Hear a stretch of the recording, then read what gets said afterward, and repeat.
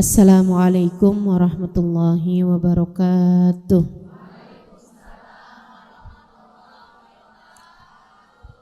Alhamdulillah. Wassalatu wassalamu ala Rasulillah Muhammad ibn Abdillah wa ala alihi wa sahbihi wa man wala.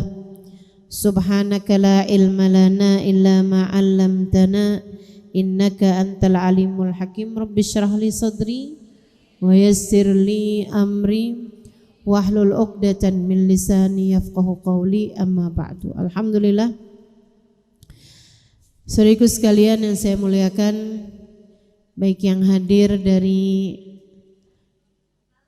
tadi subuh ataupun yang dari sebelum subuh ataupun yang dari barusan, kita doakan semoga semuanya dalam limpahan rahmat ridha Allah Subhanahu wa taala. Panjangkan umurnya, sehatkan badannya, berkahi kehidupannya, terutama segenap panitia dari Masjid Al-Ikhwan atau Majelis Ta'lim Muslimah Al-Ikhwan. Ya, kita doakan semoga semuanya senantiasa dalam pandangan kasih sayang Allah SWT, dalam lindungan dan bimbingan Allah SWT. Sehatkan badannya, dimudahkan urusannya, kabulkan hajatnya, senantiasa dalam lindungan dan bimbingan Allah SWT. Juga firqah asyikin Nabi kita doakan semoga senantiasa dalam rahmat, dalam kasih sayang Allah, dalam penjagaan Allah, dan dalam syafaat Rasulullah Muhammad sallallahu alaihi wasallam, insyaallah. Amin ya rabbal alamin. Masih dalam silsilah bidadari-bidadari bumi, perempuan-perempuan mulia. Kita udah bahas tentang perempuan-perempuan mulia zaman dulu, dan kita juga udah mulai membahas perempuan-perempuan mulia zaman sekarang. Saya udah ceritakan tentang Hubabah Tiflah, kemudian Hubabah siapa kemarin? Hubabahiyah ya. Nah, sekarang saya akan ceritakan kepadamu tentang Hubabah Zahra alaiha ridwanullah. Hubabah Zahra meninggal pas lagi Covid, teman-teman. Belum lama waktunya. Hubabah Zahra ini merupakan ibu dari guru saya, guru kami, guru kita semua, Sayyidil Habib Umar bin Hafid. Saya belajar 4,5 tahun di kota Tarim, Hadramaut, Yaman. Jadi negerinya namanya Yaman, provinsinya namanya Hadramaut, kotanya namanya Tarim. Tarimul Ghanna, Tarim yang kaya. Bukan kaya secara pemandangan alamnya ataupun kaya secara masyarakatnya memiliki harta berlebih, akan tetapi kaya secara spiritualitas. Di sana itu banyak sekali anak-anak muda hafal Quran. Di sana itu banyak sekali orang-orang yang layak untuk jadi ulama dengan kapasitas ilmu yang luar biasa. Di sana itu tumbuh orang-orang soleh, para wali-walinya Allah SWT tumbuh seperti tumbuhnya jamur di musim penghijau, di musim hujan. Memang negara yang dijaga Allah SWT. Saya pernah tahu ada hadisnya Nabi Muhammad SAW, idza hajatil fitan fa'alaikum bil Yaman. Apabila fitnah bergejolak di akhir zaman, kembalilah kalian ke Yaman. Ada juga hadisnya Nabi Muhammad SAW yang mengatakan, barakallahu fi syamina wa yamanina, barakallahu fi yamanina wa syamina. Ya Allah, berkahilah Syam kami, Syria, berkahilah Yaman kami. Berkahilah Syam kami, berkahilah Yaman kami. Diulang 3 kali.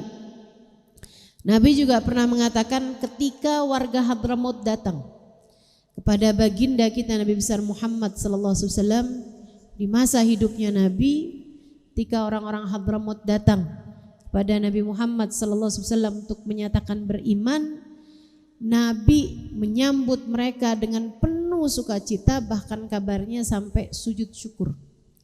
Kemudian Nabi Muhammad mengatakan, atakum ahlul yamam hum araqqu afidatan wa alyanu quluban, al iman yamani wal hikmah yamaniyah. Atakum ahlul yaman, telah datang kepada kalian orang-orang Yaman.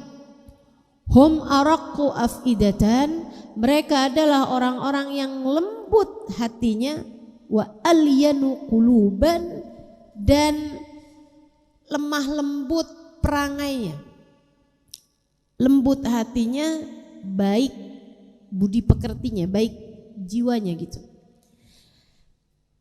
Al-iman yamani, iman adalah imannya orang Yaman. Wal hikmah yamaniyah, dan kebijaksanaan adalah kebijaksanaannya orang Yaman. Kenapa saya ceritakan tentang kemuliaan orang Yaman kepadamu, teman-teman sekalian? Karena saya banyak bepergian ke luar negeri dan yang Islamnya sangat mirip sama Islamnya orang Indonesia adalah Islamnya orang Yaman. Kenapa gitu? Karena yang bawa Islam ke negeri ini kebanyakan adalah dari kalangan habaib-habaib dari negeri Yaman, terutamanya Hadramaut. Banyakan kakek-kakekmu, nenek-nenekmu itu dapetin Islamnya, kalau yang lahir sebagai Islam itu kebanyakan adalah dari kalangan habaib-habaib yang datang dari negeri Yaman. Bahkan kalau diperhatikan, nasabnya para wali songo itu kembalinya kepada Faqihil Muqaddam Muhammad bin Ali Ba'alawi yang ada di kota Yaman. Jadi memang sambungannya itu satu gitu, sambungannya satu. Makanya teman-teman saudaraku sekalian,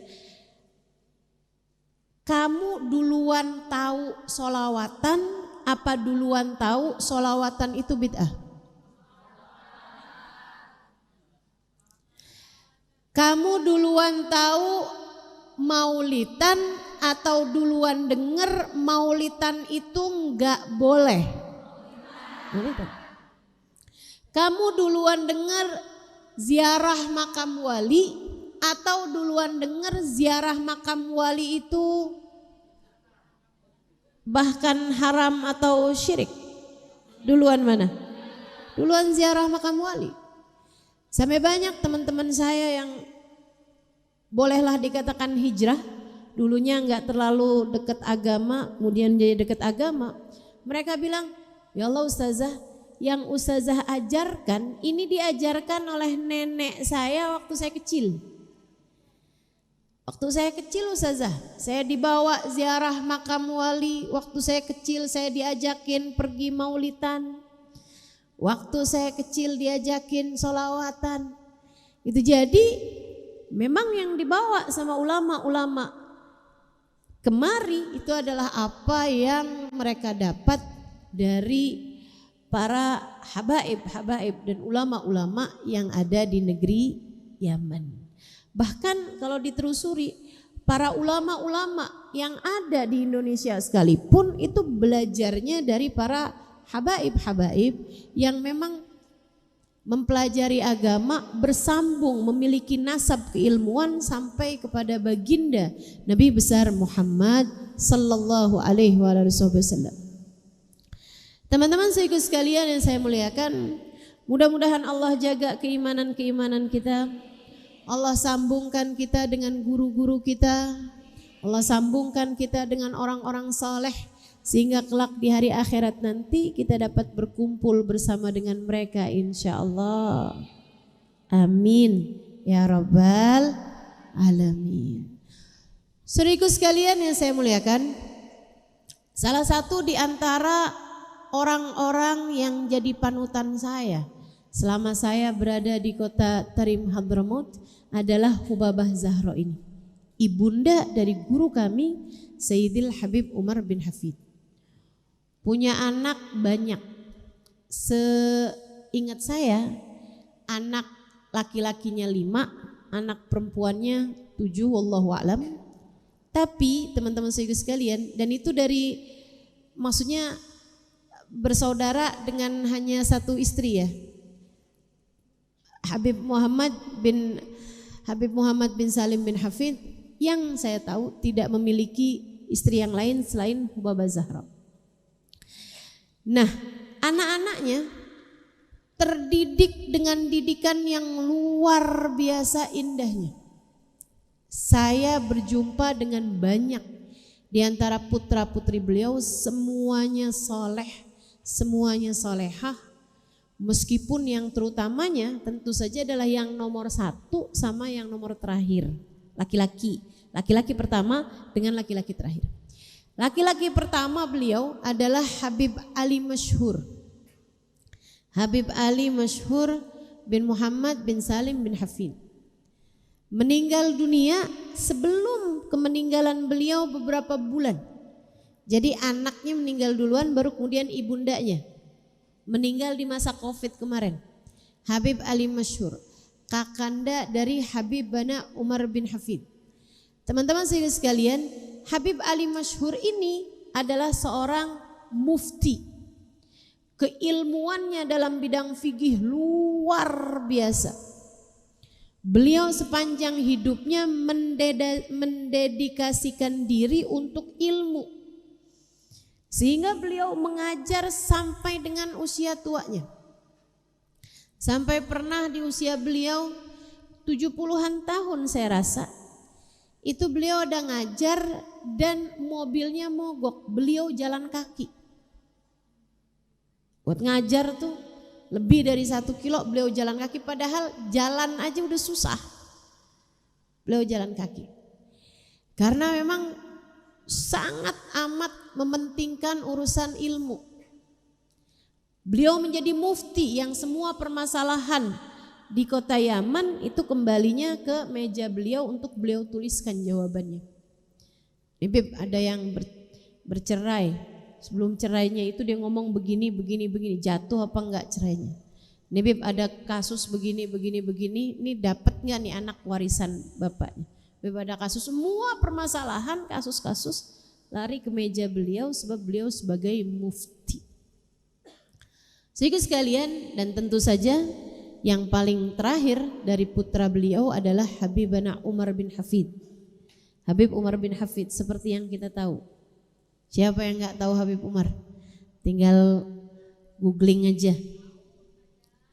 Habib Umar bin Hafid. Saudaraku sekalian, saya muliakan, seseorang yang banyak mengubah hidup orang lain. Seseorang yang memiliki kemuliaan, keberkahan di sisi Allah Subhanahu wa taala. Seseorang yang bahkan dengan hanya sekedar memandang wajahnya, Allah Subhanahu wa taala bisa memberikan kepadamu semangat ibadah yang lebih. Orang-orang yang memang memiliki kemuliaan luar biasa di sisi Allah Subhanahu wa taala, Jalla Jalaluhu wa ta'ala azamatuh, semoga kita semuanya dikaruniai keberkahan beliau. Saya pertama kali mandang wajah Habib Umar belum berusia 30 tahun. Masih sangat muda sekali saat beliau datang pertama kali berkunjung ke Indonesia. Usia saya waktu itu mungkin 14 tahun, saya kurang tahu juga. Waktu itu beliau datang ke Darul Lughah wad Da'wah. Saya habis lulus SD usia 12 tahun, saya pesantren di Darul Lughah wad Da'wah. Saya ingat hari itu siang-siang hari ada pengumuman untuk semua santri kumpul di masjid. Kumpul di musola kita, di masjid kita. Karena ada tamu dari luar negeri gitu. Kumpul nih semuanya. Terus semuanya bawa buku, bawa bolpen buat nyatet keterangan-keterangan dari beliau itu. Guru kami Habib Hasan Baharun datang untuk memberikan permulaan. Beliau mengatakan bahwa ini Habib Umar bin Hafid, seorang ulama, ustadz yang luar biasa dari kota Hadramaut Yaman, akan memberikan kepada kalian pencerahan, akan memberikan kepada kalian nasihat-nasihat gitu. Masih sangat muda sekali. Belum 30 tahun usianya kala itu beliau. Saya duduk, saya tulis Habib Umar bin Hafid. Teman-teman sekalian, saya pandangin wajah beliau. Dan itu kami semuanya santri pakai penutup muka ya. Beliau berceramah langsung masa itu, tapi dengan keadaan kaminya yang bercadar gitu. Beliau bicara gitu. Saya liatin mukanya. Sudah selesai kajian, teman-teman saya tuh pada bilang, udah nikah belum ya? Anak-anak remaja lihat laki-laki usia belum 30 tahun, sangat soleh, sangat berilmu. Teman-teman saya kebanyakan usianya 17 tahun, 18 tahun, 19 tahun. Ya pasti pertanyaannya kan kayak begitu. Wah, mau tuh. Bahkan ada yang mikir kayak begini nih, kalau misalnya dia udah nikah jadi istri kedua juga boleh deh kayaknya.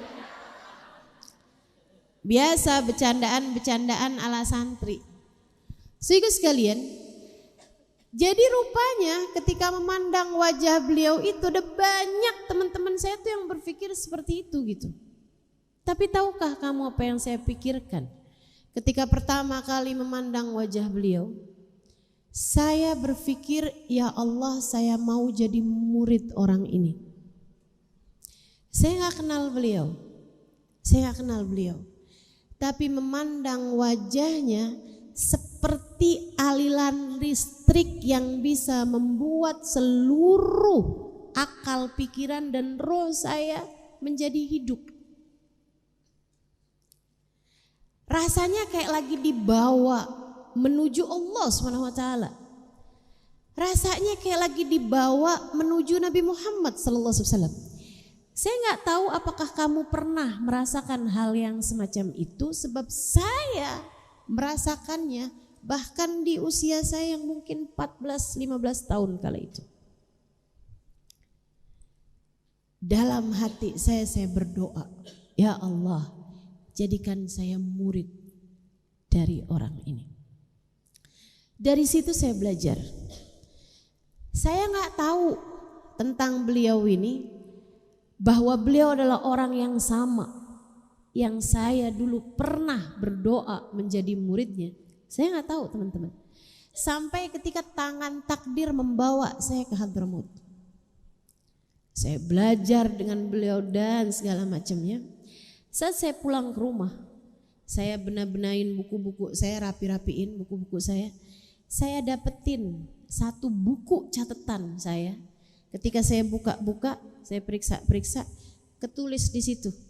Ada tanggalnya, kemudian di bawahnya Habib Umar bin Hafid yang saya tuliskan hari itu. Dan saya mendapatinya ketika saya sudah menjadi salah satu murid yang semoga diakui oleh Sayyidil Habib Umar bin Hafid. Dari situ saya belajar, teman-teman saudaraku sekalian, berdoalah. Tiap kali ada kebaikan-kebaikan berdoalah. Terkadang kamu lupa apa yang kamu minta, tapi Allah tidak lupa apa yang kamu minta. Berdoalah. Bahkan ketika kamu lupa, Allah akan tetap merengkuh doamu dan mengijabahnya pada waktu yang paling tepat. Kita nggak pernah tahu. Makanya kalau ada kebaikan tuh doa. Kebaikan doa. Terus aja begitu. Ada hal-hal indah tuh kamu minta sama Allah SWT. Tapi ya mintanya yang benar. Jangan tiap lihat laki-laki ganteng, ya Allah, jodoh ya Allah. Padahal udah punya suami juga, astagfirullah.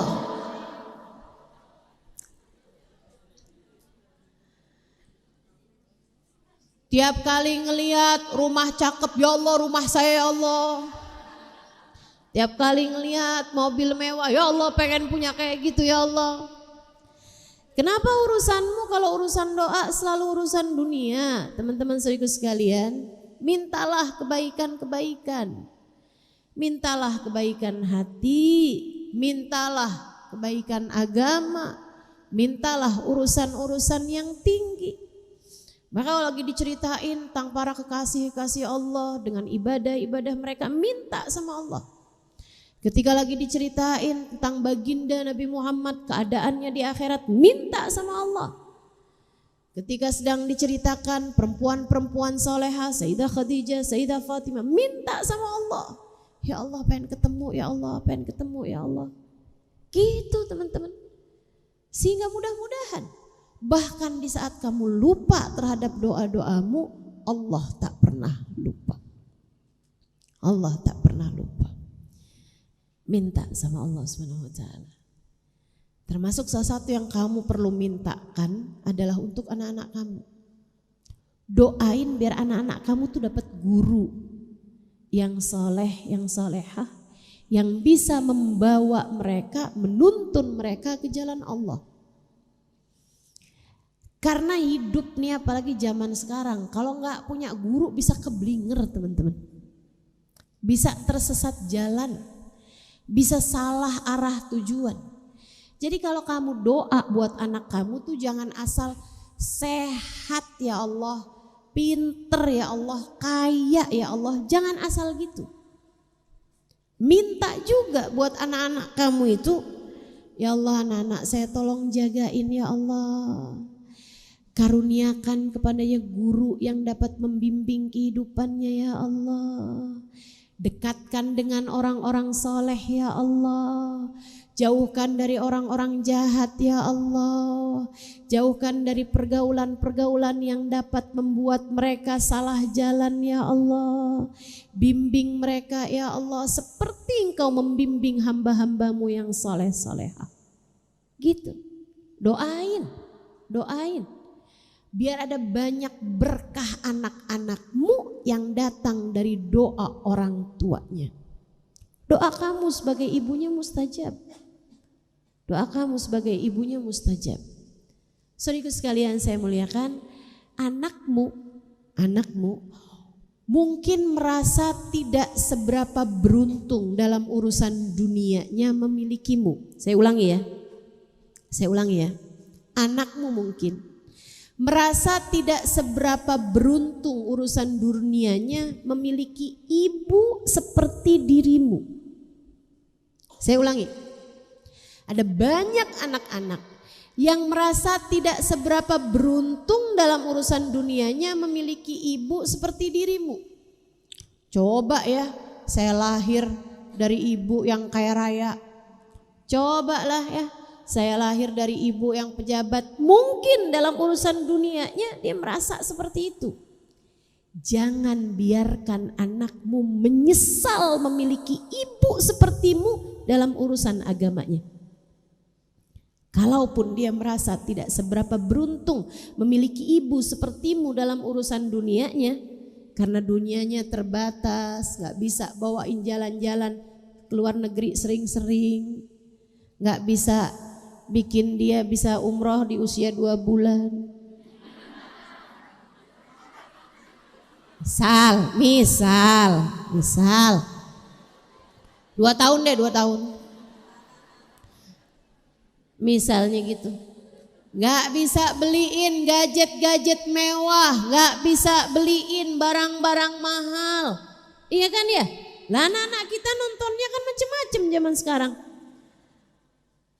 Anakmu bisa jadi tidak merasa seberapa beruntung memilikimu sebagai ibu dalam urusan dunianya. Akan tetapi jangan biarkan anakmu merasa tidak seberapa beruntung memilikimu sebagai ibunya dalam urusan agamanya. Biarkan dia merasa bahwa darimu dia banyak belajar agama. Biarkan dia merasa bahwa kamu adalah seorang ibu yang mendekatkannya kepada Allah Tuhannya. Biarkan dia merasa bahwa dia adalah seorang anak yang mengenal Nabi Muhammad darimu ibundanya. Biarkan dia mengerti bahwasanya salah satu dari guru-guru yang membimbing dia dalam kehidupan di atas muka bumi ini adalah ibunya. Saudaraku sekalian saya muliakan, itu yang terjadi kepada Hubabah Zahra. Anak-anaknya soleh-solehah semuanya. Kenapa begitu? Ibunya Hubabah Zahra. Ada seorang kawan datengin Hubabah Zahra, kemudian bilang, Hubabah ini punya anak Masya Allah banget ya. Anaknya Hubabah Habib Ali Masyhur, mufti. Anaknya Hubabah Habib Umar bin Hafid. Hubabah, kok bisa sih punya anak soleh-soleha semua?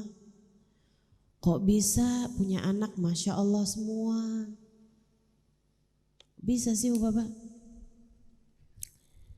Hubabah senyum gitu kan. Andai saya bisa menyampaikan gambar di wajah saya, gambar di benak saya kepadamu, andai. Tapi kan gak bisa. Jadi udahlah, bayangin aja. Bayangin seorang perempuan tua, sangat bijaksana, senyumnya sangat indah, mirip dengan senyumnya Habib Umar bin Hafid. Hubabah Zahra kemudian balik bertanya kepada kawan saya, kamu punya anak? Punya Hubabah. Kamu pengen anak-anak kamu soleh, soleha? Banget Hubabah. Kamu khawatir terhadap keadaan anak kamu? Iya Hubabah. Takut saya. Ntar masa depannya kayak gimana, ntar gedenya kayak gimana, khawatir saya Hubabah. Jadi kamu kepengen punya anak yang soleh soleha. Betul Hubabah, yang terjaga, yang benar, agamanya yang bagus, hubungannya dengan Allah, bagus hubungannya dengan Rasulullah. Kata Hubabah, kalau gitu caranya cuma satu. Apa Hubabah? Kamu jadilah soleha. Sebab hanya ibu yang solehah yang akan bisa menjadikan anak-anaknya soleha. Hanya dari ibu yang solehah yang akan lahir anak-anak yang soleh-soleha. Kamu kerjaannya marah mulu sama anak. Buruan sholat. Enggak sholat dari tadi, HP terus.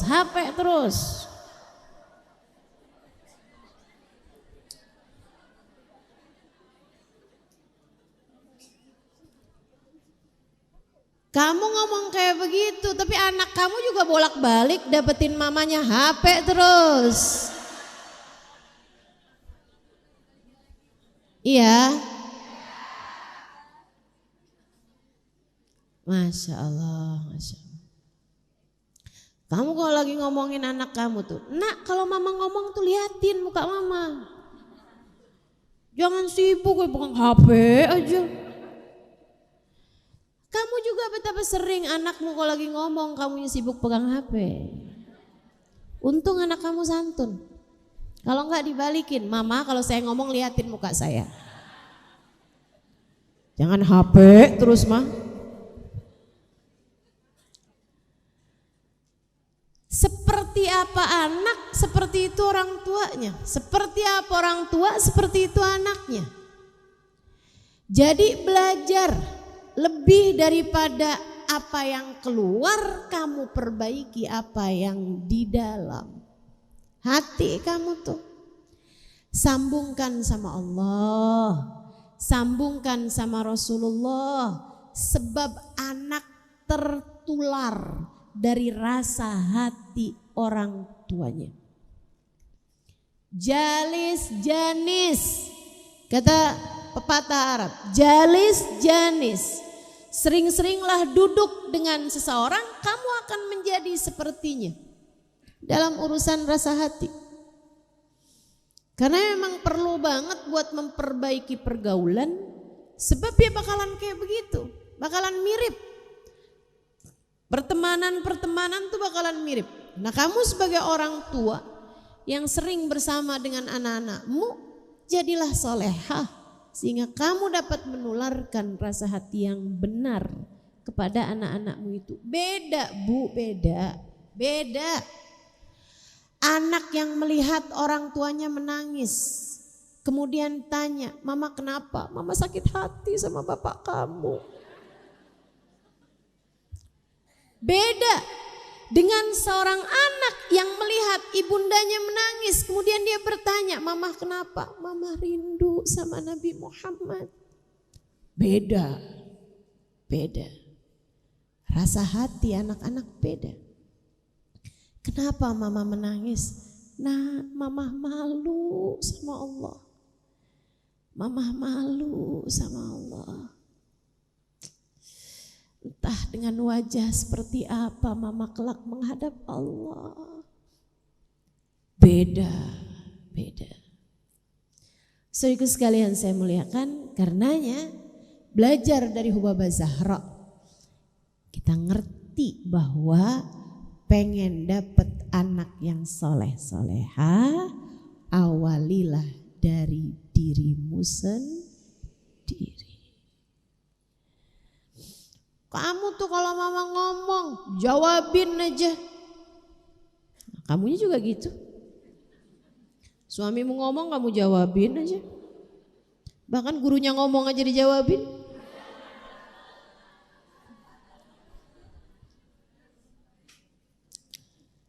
Akhlakmu tak hanya dilihat oleh anak-anakmu, tapi ditiru. Bagaimana perlakuanmu kepada orang lain, itu akan menjadi perlakuan anakmu kepada orang lain. Maka pengen anak-anakmu menjadi seorang yang akhlaknya baik, bicaranya bagus, lakukan itu dalam kehidupanmu. Lakukan itu dalam kehidupanmu. Insya Allah. Baik, itu yang pertama teman-teman, tentang pola didik terhadap anak. Hubabah mencontohkan pendidikan kepada anak-anaknya luar biasa. Ketika saya menulis Bidadari Bumi kedua pada masa-masa Covid, salah satu dari yang saya tulis adalah Hubabah Zahra ini. Dan karena saya tak banyak tahu cerita tentang beliau, saya berjumpa, saya melihat akhlak, saya mendengar tentang beliau, tapi kurang lengkap rasanya. Saya pun kemudian menuliskan surat kepada cucu beliau yang adalah putri dari guru kami. Saya sampaikan kepada beliau bahwa saya sedang menulis tentang Hubabah Zahra, tapi saya tidak tahu banyak tentang beliau, bolehkah kamu menceritakannya kepada saya? Beliau cucu dari Hubabah Zahra, putri dari guru saya, itu ternyata tak hanya menuliskan tentang Hubabah Zahra dari sisi beliau, melainkan juga minta kepada bibi-bibinya yang adalah putri-putri dari Hubabah Zahra untuk juga menceritakan kisahnya. Kemudian saya pun mulai menuliskannya di dalam buku tersebut. Salah satu di antaranya, katanya anaknya Hubabah Zahra enggak pernah ninggalin tahajud dari sejak zaman sebelum balik. Ya ini sih memang kayak di luar inian kita ya. Kita mau nyontohnya tuh rada bingung. Lah kita udah segini tua. Tapi ya setidaknya keistiqomahan beliau bisa kita mulai. Yang udah mulai bisa tahajud, ayo diterus-terusin. Yang tahajudnya masih Senin Kemis, coba diistiqomahin. Sebab bekal menuju Allah Subhanahu wa taala salah satunya adalah dengan bangun di waktu malam tersebut. Ustazah, masalahnya suami saya tuh bangunnya habis lepas subuh, Ustazah. Ya biarin dia, nah kamu bangun sebelum subuh. Ya tapi kan ngantuk, Ustazah, kalau lihat dia masih tidur lah.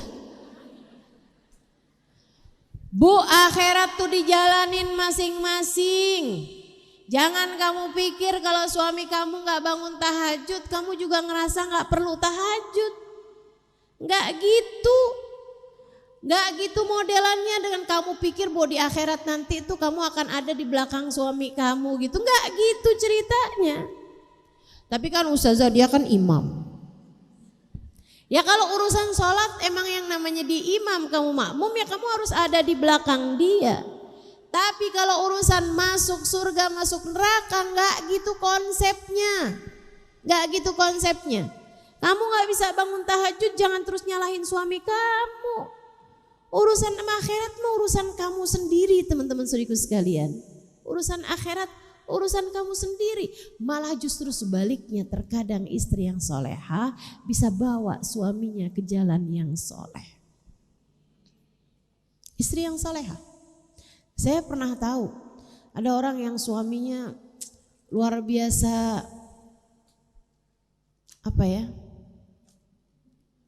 dugem, dunia gemerlap maksudnya. Ya, mungkin ada mak-mak nggak tahu dugem apaan sih.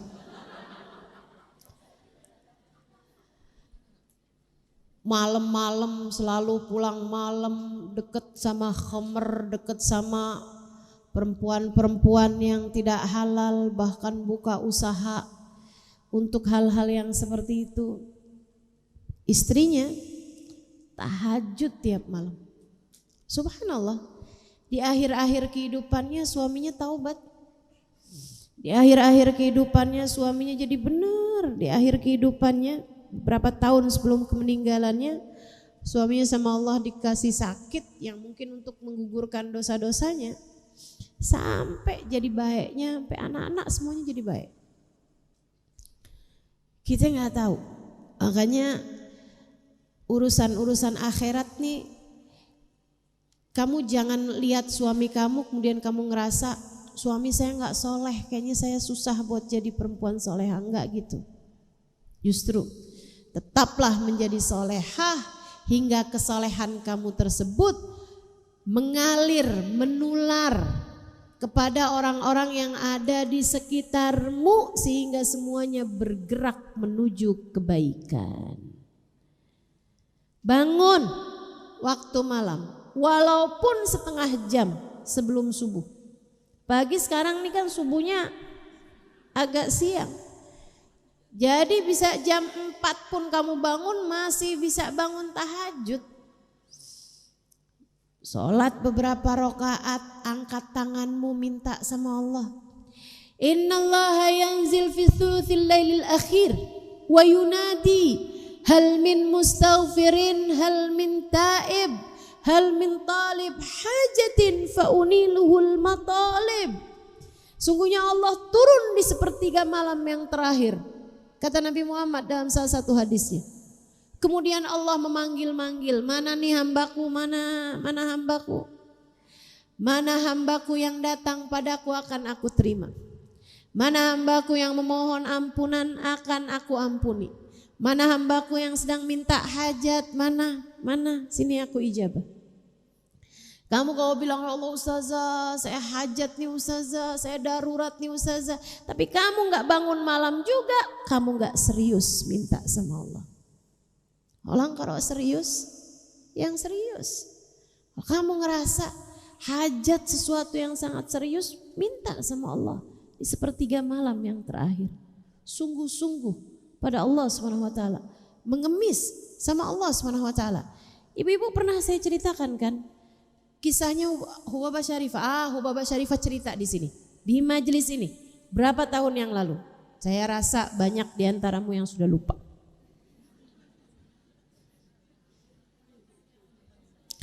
Saya tuh sayang sama Muslimah Al-Ikhwan ini, saya sayang banget. Karena ya kalau ada tamu-tamu perempuan-perempuan solehah tuh suka saya bawa kemari, saya terjemahkan di sini.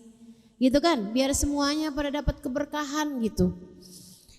Salah satu dari cerita Hubabah Syarifah dulu di sini, saya ingat Hubabah Syarifah cerita ada seorang perempuan datang kepada ayahandanya. Udah ingat? Udah ingat? Ya udah, saya nggak usah lanjutin kalau gitu.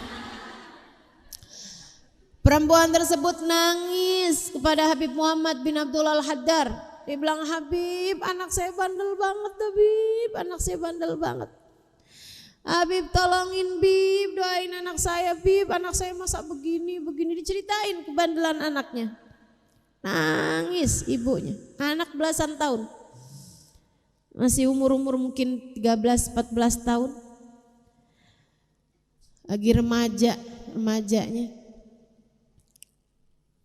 Habib terus bilang, Bu, saya bisa bantuin kamu buat doa, tapi saya kasih tahu Ibu, saya akan bantu kamu doa, tapi Ibu saya kasih tahu, doa kamu itu jauh lebih mustajab buat anakmu dibandingkan dengan doa saya. Sebab Nabi Muhammad bilang doa ibu buat anaknya setara doa Nabi bagi umatnya. Jadi doa kamu jauh lebih mustajab. Cuman masalahnya ibu kalau doa minta sama Allah mungkin kurang percaya diri. Jadi saya mau sampaikan biar ibu lebih percaya diri. Ibu bangun di waktu malam tahajud, kayak ibu nangis sama saya, ibu nangis sama Allah SWT. Persis kayak sekarang ibu nangis sama saya, tangisan kamu bawa di sepertiga malam terakhir. Minta sama Allah dengan linangan air matamu, ya Allah tolongin anak saya, ya Allah tolongin anak saya sayang sama dia, ya Allah tolongin anak saya, ya Allah jadikan anak saya adalah anak yang soleh, ya Allah. Minta dengan sungguh-sungguh sama Allah SWT dengan linangan air matamu tiap malam. Kata Habib Muhammad, lebaik Bib, pulang diamalin. Ini pentingnya nih, diamalin. Teman-teman saya sekalian, setahun, 2 tahun, 3 tahun, 4 tahun, 5 tahun, 6 tahun, 7 tahun. Katanya Hubabah Syarifah yang cerita ini, di kampung kami beberapa tahun kemudian gak ada anak lebih soleh daripada dia. Hatam Al-Quran, hafal Al-Quran. Jadi dia hafal Al-Quran 30 juz. Dan Al-Qurannya tersebut dibaca sama dia setiap malam dalam tahajudnya. Sampai sekampung itu yang pada punya anak gadis pengennya nikahin sama dia tuh. Dari anak yang asalnya ibunya ngaduin kenakalan anaknya, Allah SWT ubah sang anak menjadi berlian yang sangat berkilau.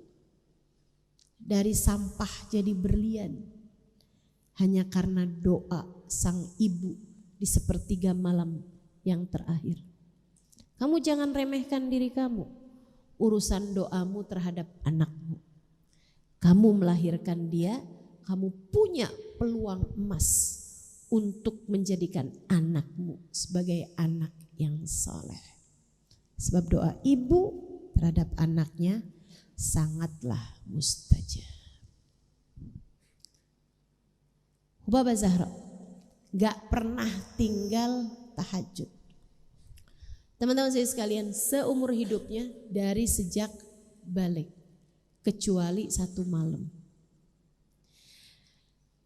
Katanya putrinya, entah gimana ceritanya malam hari itu Hubabah Zahra mungkin tertidur lebih malam atau lagi kurang sehat atau ada acara-acara yang mengharuskan beliau untuk tidurnya sampai malam gitu. Saat beliau tidur bangun karena azan subuh. Beliau tuh tinggalnya sebelahan Masjid Muhdhar. Rumahnya Habib Muhammad bin Salim bin Hafid itu sebelahan persis sama Masjid Al-Muhdhar. Karena beliau asalnya diminta jadi imam Masjid Muhdhar dan juga banyak ngajar di masjid tersebut. Jadi kayak semacam penunggu masjid gitu. Rumahnya tuh persis samping masjid. Beliau kebangun nyaris gak bisa bangun karena gemeteran lututnya. Dia bilang azan al-fajr, azan.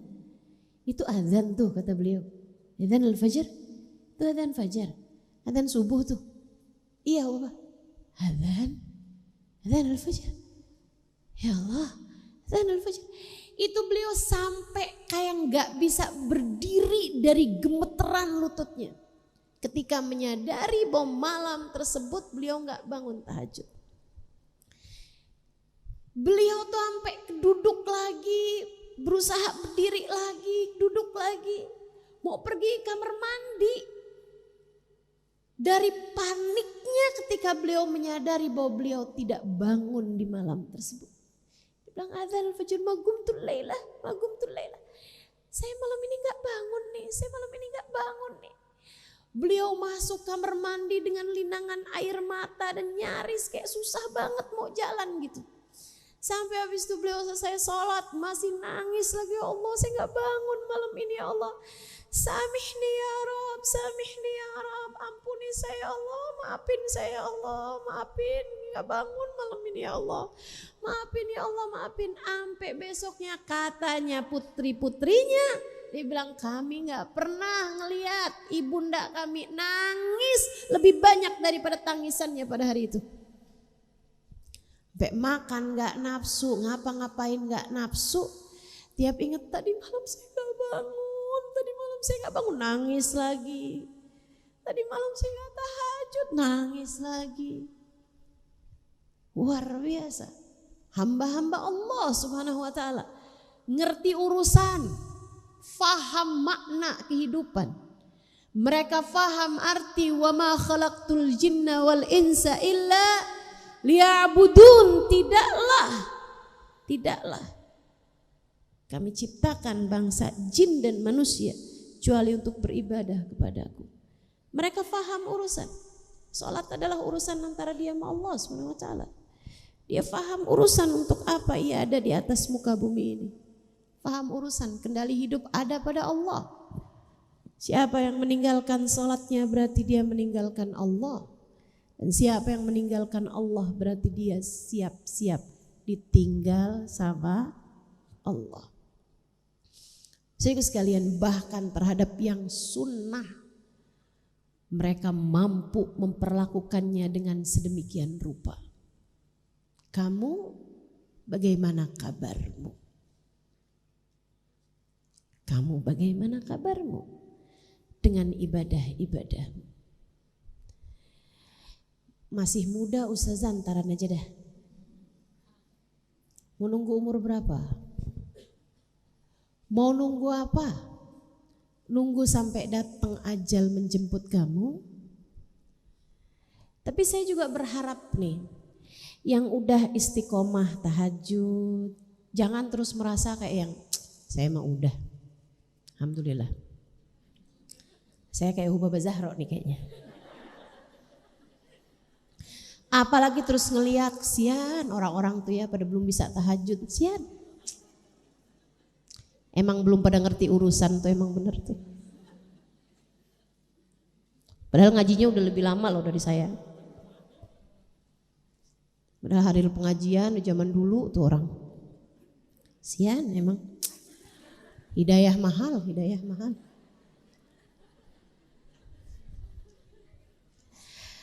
Hamba-hamba Allah mengerjakan ibadah-ibadah besar dengan hati yang sangat tawadhu.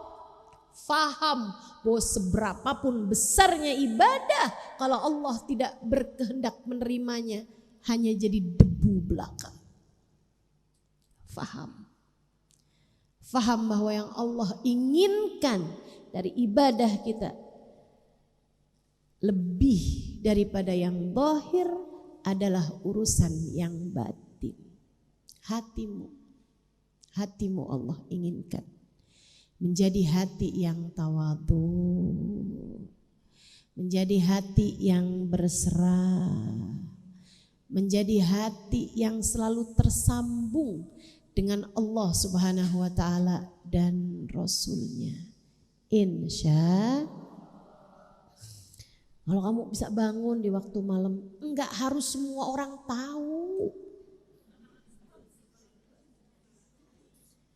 Enggak harus jadi urusan antara kamu dengan begitu banyak orang. Teman-teman saya sekalian, urusan ibadah itu urusanmu sama Allah. Wa kafa billahi syahida. Cukup Allah sebagai yang menatap, melihat ibadahmu tersebut. Itu urusannya. Enggak usah yang pagi-pagi kelihatan lemes. Suaminya nanyain, lemes banget bang, 11 rakaat tahajud.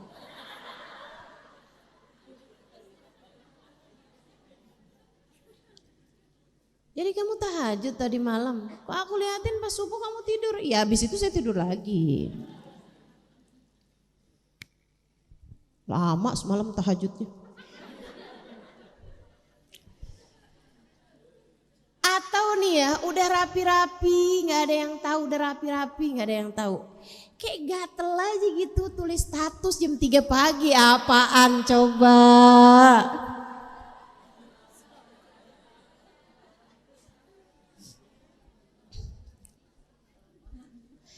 Tulis statusnya juga gini nih, indahnya sepertiga malam terakhir.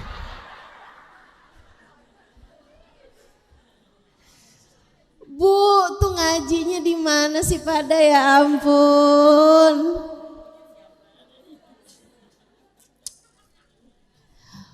Urusan antaramu dengan Allah, Bu. Masa kamu selama ini rahasia antara kamu sama Allah dosa mulu?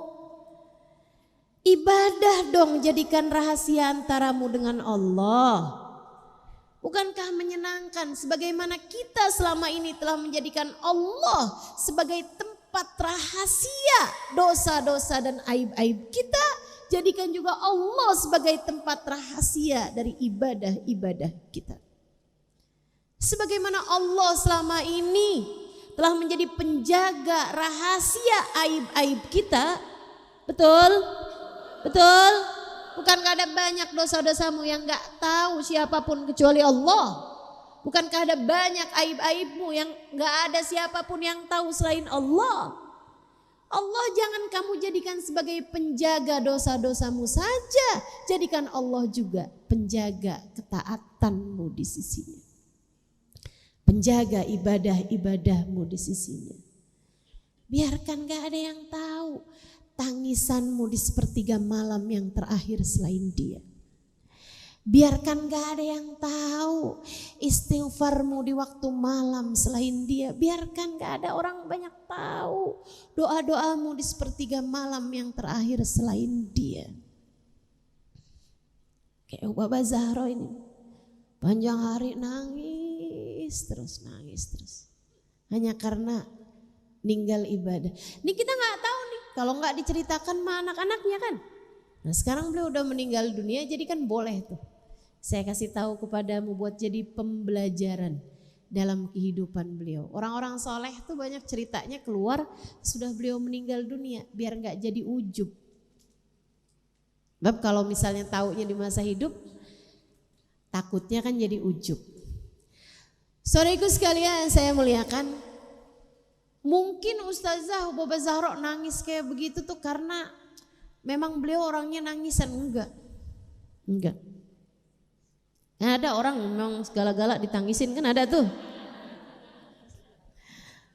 Lagi seneng nangis, lagi susah nangis gitu kan. Memang orangnya nangisan gitu. Enggak teman-teman. Baba Zahra tuh meninggal tahajud segitu nangisnya. Suaminya diculik. Bukan berarti gak nangis, nangis juga. Tapi enggak kayak tangisannya ketika gak tinggal tahajud, ketika tinggal tahajud. Coba luar biasa banget. Suaminya diculik, serius diculik, bukan yang kemudian dibalikin gitu enggak. Sampai dengan saya selama di sana itu nggak ada yang tahu di antara keluarga di mana makamnya Habib Muhammad bin Salim bin Hafid. Apakah beliau masih hidup, apakah sudah nggak ada, itu nggak ada yang tahu. Jadi bertahun-tahun sesudah beliau itu diculik, itu nggak pernah ada kayak baca tahlil atau haul atau apa, karena nggak ketahuan. Beliau meninggal apa masih hidup itu belum nggak ketahuan. Saudara sekalian saya muliakan,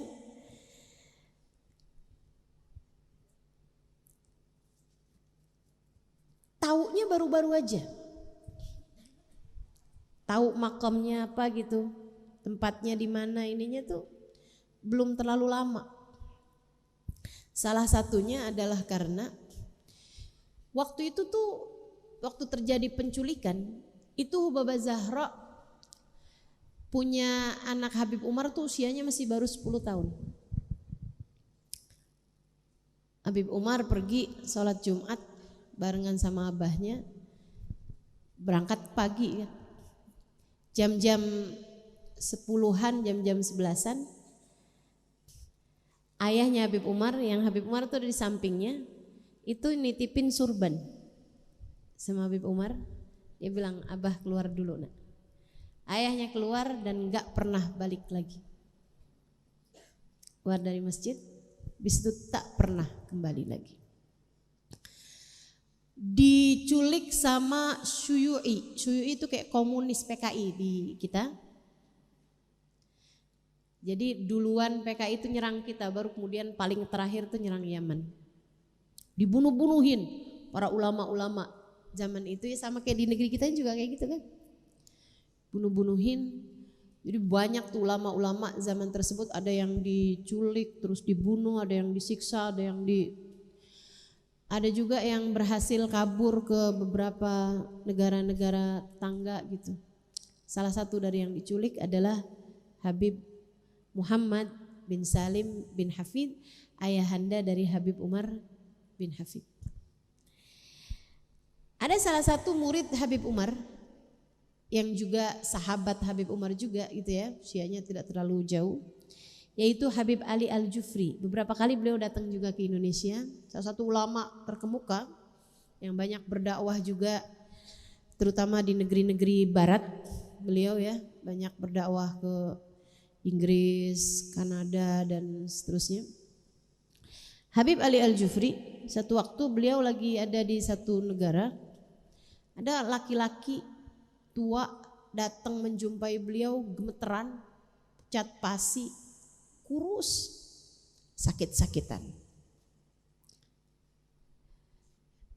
Habis selesai majelis, sepanjang majelis tuh dilihatin Habib Ali Jufri tuh nangis terus. Habis selesai majelis dia datengin Habib Ali Jufri. Dia bilang, kamu muridnya Habib Umar bin Hafid bukan? Dia bilang, iya. Kamu bisa nyampein pesan saya kepada Habib Umar? Dia bilang, insya Allah. Kenapa? Dia bilang, saya salah satu dari orang yang nyulik bapaknya dulu. Saya enggak tahu. Saya dulu enggak tahu. Saya dulu terfitnah, saya dulu keadaan kayak mengharuskan saya ada di situ gitu. Dia bilang, bertahun kemudian saya nyesel. Bertahun kemudian saya enggak pernah bisa memaafkan diri saya. Saya keluh rasanya mau minta maaf, tapi saya udah enggak tahan lagi. Dia bilang, saya minta tolong sama kamu, tolong sampaikan sama Habib Umar dan keluarganya Habib Umar, terutama kepada istrinya Hubabah Zahra. Dia bilang, sampaikan maaf saya kepada mereka. Saya tahu gak mudah untuk mereka memaafkan saya, tapi saya mohon kepada mereka, maafkan saya. Dan saya akan lakukan apapun untuk itu. Maksudnya kalau mereka minta apa gitu, saya akan lakukan apapun yang mereka minta dari saya. Habib Ali Jufri karena merasa ini adalah suatu hal yang sangat spesial, beliau sengaja datang langsung ke Tarim untuk menyampaikan hal tersebut. Datang ke depan Habib Umar, diceritain, ada bapak-bapak tua Bib liatin saya dari awal majelis dia nangis terus Bib. Kondisinya Bib ya ampun kesian banget Bib udah begini begitu segala macam. Terus dia cerita bahwa dia adalah salah satu dari yang menculik Abah Antum Bib begini begitu. Dia minta disampaikan salam permohonan maaf buat antum, buat keluarga. Ceritain dengan detail sama Habib Ali Al-Jufri. Habib Umar senyum aja dari awal, Habib Umar senyum aja. Terus Habib Umar bilang begini nih, kamu nanti ketemu lagi sama dia, sampaikan, kami sudah memaafkannya dari sejak hari-hari pertama dia menculik ayahanda kami. Ibu kami, Baba Zahra, sudah memaafkannya. Dari sejak hari-hari pertama dia melakukan itu pada kami. Kami sudah memaafkan semuanya. Kami ridho, itu adalah bagian dari takdir Allah yang harus kami jalani. Kami ridho apapun yang diputuskan Allah untuk kami. Kami hanya ingin diberitahu di mana makam ayahanda kami. Itu aja. Teman-teman saya ikut sekalian, tuh dari keluarga yang demikian, yang mudah memaafkan, lahir orang-orang besar. Kamu bisa bayangkan jika orang-orang besar terbesarkan dengan hal-hal besar, ujian-ujian besar. Lantas bagaimana kapasitas hati anak-anakmu jika kemudian yang didengarnya di rumah adalah suara sumpah serapahmu, caci makianmu atas sedikit kesalahan kejahatan yang dilakukan orang padamu. Dikit-dikit ngatain orang, dikit-dikit sumpahin orang, liatin kualat no mama diginiin sama dia. Mama sakit hati banget nak sama tetangga kita tuh. Masa semua orang diundang dimunyunatin anaknya, mama dilewatin sama dia. Dia pikir mama gak bisa ngamplop apa yang banyak kan. Lihatin ntar, kalau mama nyunatin kamu, mama gak undang dia. Anaknya nyaut, tapi kan saya udah sunat mah. Ya Allah, ya Allah, ya Allah. Ibu-ibu sekalian, besarkan hatimu agar hati anak-anakmu menjadi besar. Besarkan jiwamu agar anak-anakmu belajar bagaimana menjadi manusia yang mulia hidupnya. Ajarkan kepada anak-anakmu tentang bagaimana bersabar menghadapi ujian-ujian dalam kehidupan. Baba Zahra, besarnya ujian beliau teman-teman itu enggak kelihatan dari wajah beliau. Orang tuh kan pantasnya kalau ngalamin masa-masa suami diculik, keadaan kayak apa berantakannya coba. Kamu kebayang kayak apa keadaan berantakannya tentang rumah tangga yang bapak rumah tangganya diculik. Di saat anak-anak masih banyak diantaranya yang masih kecil. Habib Umar gak punya saudara adik laki-laki tapi punya adik-adik perempuan. So ikut sekalian saya muliakan kayak apa gitu keadaan rumah tangganya saat itu berantakannya. Sang pemimpin keluarganya tiba-tiba hilang. Saudaraku sekalian saya muliakan, akan tetapi itu tidak tergambar dari wajahnya Hubabah. Kayak pantas-pantasnya yang ngalamin hidup susah kayak begitu tuh mukanya kayak gak bisa senyum gitu ya. Mukanya tuh kayak penuh dengan beban-beban kehidupan. Enggak, andai kau lihat wajahnya, andai kamu lihat wajahnya. Wajahnya tidak berhenti tersenyum. Senyum terus. Saya ingat banget Itu kalau saya salaman sama beliau, pegangin tangan saya. Terus dia bilang, "Kaif halik Halimah, bkhair?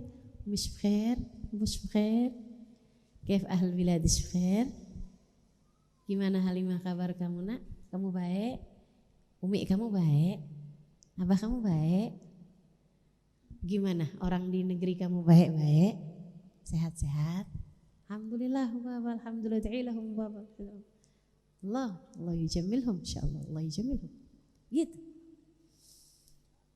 Kalau misalnya gitu datang terus bilang gitu, "Bapak doain ibu saya lagi sakit." Allah yashfiha, Allah yashfiha, syifa ajil, syifa ajil.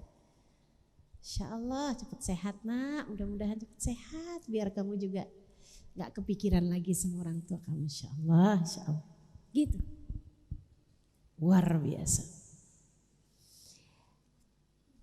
Kayak berhasil menanggung sesuatu yang sangat besar hingga akhirnya rahmat Allah turun kepada mereka dengan sebesar-besarnya hingga akhirnya yang ada dalam hatinya adalah kasih sayang terhadap siapapun.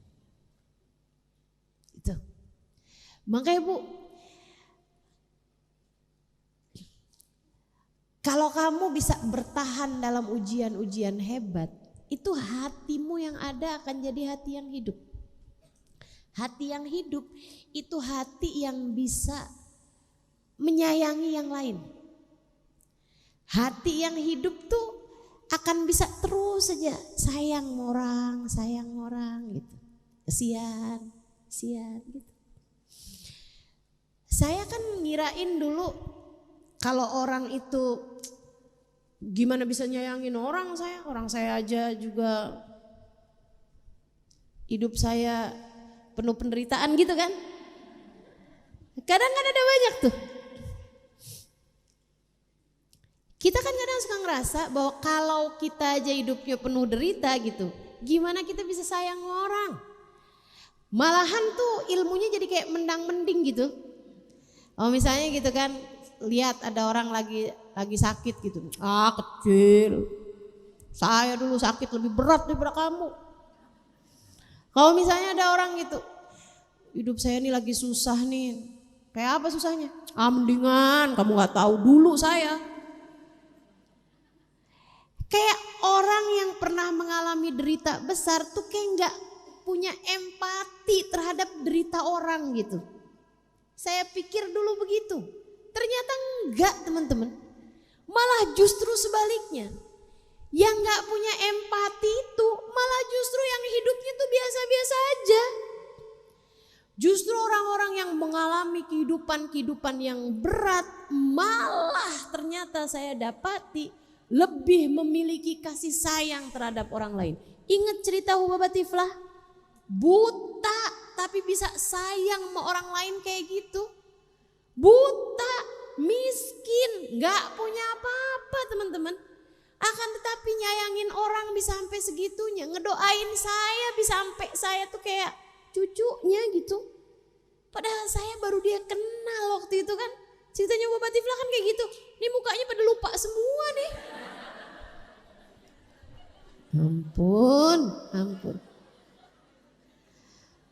Saudaraku sekalian yang saya muliakan, rupa-rupanya justru sebaliknya. Orang itu kalau sama Allah dikasih ujian-ujian besar dalam kehidupannya dan dia mampu bertahan, jadi tempat turun hujan rahmatnya Allah di atas muka bumi ini. Hingga akhirnya justru dia malah bisa kayak merasakan penderitaan orang lain sebagai bagian dari deritanya. Itu sebabnya saya lihatin Nabi Muhammad kenapa diuji sama Allah ujian-ujian besar. Sebab darinya beliau bisa ikut serta menanggung derita umatnya. Karenanya kamu kalau ngerasa saya kok diuji terus ya, ujian saya kok besar-besar ya, gak apa-apa. Tetaplah kuat, tetaplah bertahan, kamu akan menjadi orang besar yang bisa senantiasa memiliki empati dan kasih sayang sebagai bagian dari wama arsalnaka illa rahmatan lil alamin. kamu dikasih ujian-ujian besar, Allah Subhanahu wa taala hendak membesarkan dirimu. Nanti kalau udah Allah bikin kamu besar, kamu bisa punya kasih sayang kepada yang lain-lain untuk kamu bagi-bagikan, sebab rahmat yang turun kepadamu sudah menjadi sangat-sangat besar. Iya. Jangan suka bandingin musibah orang tuh ujian kamu gitu kan. Nah, kalau kamu lihat ujian saya kok kecil-kecilan aja ya Ustazah. Ya, karena Allah juga lihatnya kamu mampunya emang sama ujian-ujian kecil. Gitu kan. Lihat ujiannya orang tuh kayak lebih besar daripada saya. Ya alhamdulillah. Alhamdulillah. Kamu diuji dengan ujian-ujian besar belum tentu lewat juga. Tapi kalau kamu diuji dengan ujian-ujian besar, nah itu dia. Ya, nggak usah kayak ngerasa hidup saya kok berat banget gitu, jangan. Bisa jadi itu adalah cara Allah untuk membesarkanmu. Sebab pelaut yang handal selalu dibesarkan, dilahirkan dari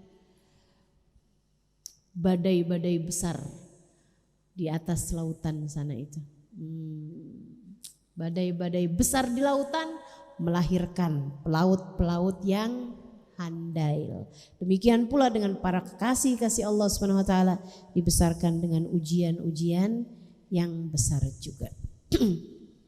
Jadi sekalian saya muliakan, itu anak-anak belajar dari ibunda mereka tentang kesabaran, tentang ibadah, sehingga mereka pun juga belajar dari ibunya hal-hal yang semacam itu. Putrinya ada yang bilang gini nih, saya pernah terbangun di waktu malam, di zaman saya masih kecil, mungkin 9 tahun, 8 tahunan gitu.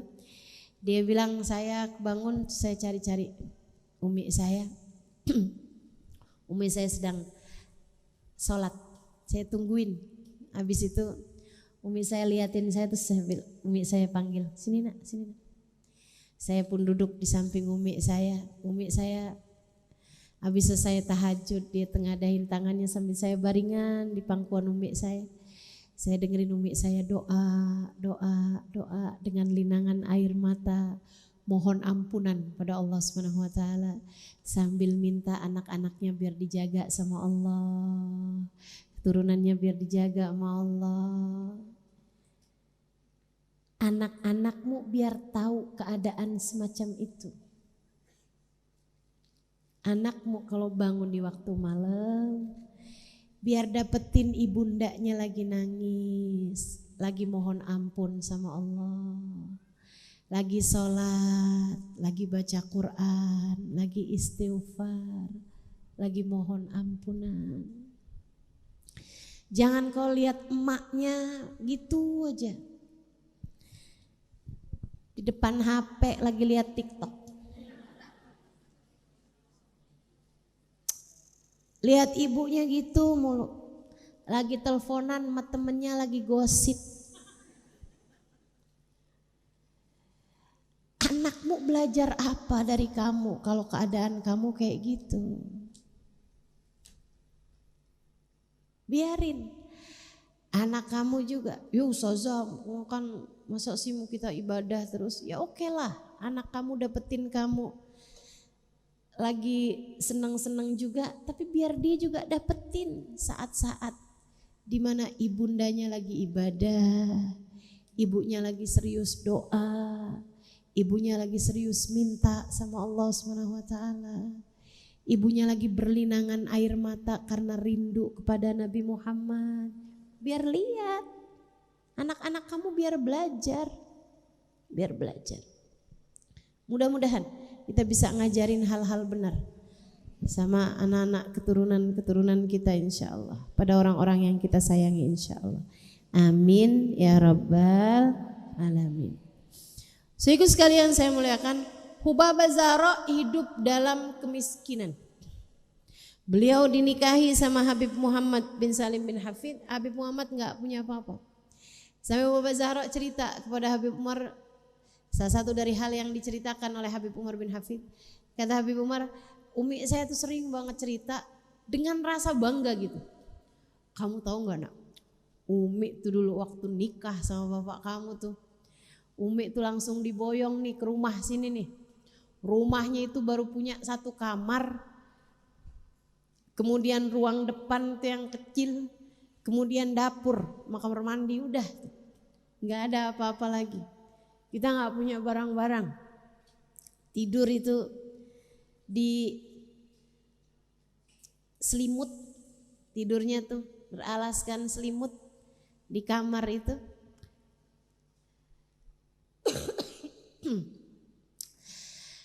Kami itu cuman punya 2 piring.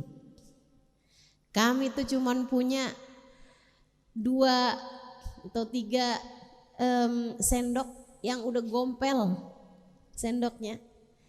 Dia bilang kami itu cuman punya 1 panci, ceritain. Bahkan bukan barang-barang baru. Kami tuh nak, dulu abah kamu tuh ngajar dari sejak awal, memang ustadz. Kalau ngajar itu ada pelajaran-pelajaran yang memang beliau sampaikan tuh di rumah. Kalau bapak kamu ngajar itu Umi tuh harus naik ke atas karena semua tempatnya tuh dipakai buat ngajar, termasuk kamar. Jadi tuh kamarnya semua penuh anak-anak santri gitu ya, orang-orang yang belajar gitu, maksudnya orang-orang tarim yang datang buat belajar gitu, buat pengajian kayak gini lah gitu kan. Cuman gak muat gitu kamarnya, rumahnya. Jadinya kayak ada yang di ruang tamu, ada yang di kamar, ada yang di dapur, ada yang di luar juga gitu. Sehingga Umi tuh harus naik ke atas. Di atas ada apa? Gak ada apa-apa, ada sutuh aja, ada loteng aja gitu. Ada loteng cuman di tembok gitu aja. Jadi gak kelihatan dari mana-mana gitu kan, tembok gitu. Gak ada apa-apa, di situ aja Umi duduk gitu. Kalau lagi musim panas kan nak tahu sendiri, 55 derajat Celcius. Tuh nungguin di atas, tuh nungguin. Suaminya lagi ngajar di bawah. Dia bilang panas, tapi Umi seneng. Umi seneng, alhamdulillah. Di rumah kita jadi tempat turunnya ilmu, di rumah kita jadi tempat turunnya rahmat. Alhamdulillah nah, alhamdulillah. Sampai katanya Habib Umar, Umi kok seneng banget Mi, padahal itu kan maksudnya barang-barang bawaan abis nikah nggak seberapa gitu kan, baju nggak seberapa, apa semuanya nggak seberapa. Umi nggak punya apa-apa, kok Umi ceritanya seneng. Iya nah, Umi seneng banget dah, karena kan jadi mirip tuh sama keadaannya Sayyidah Fatimah waktu nikah sama Sayyidina Ali. Umi seneng karena Umi berarti dimiripkan hidupnya dengan putrinya Nabi Muhammad. Putrinya Nabi Muhammad katanya kan gitu ya nak ya. Waktu nikah kan gak punya apa-apa sama Sayyidina Ali. Ya Allah Umi kok mirip sama beliau gitu. Alhamdulillah, makasih ya Allah. Makasih ya Allah. Dijadikan hidupnya miskin malah disyukuri. Karena katanya mirip sama kehidupan putrinya Nabi Muhammad.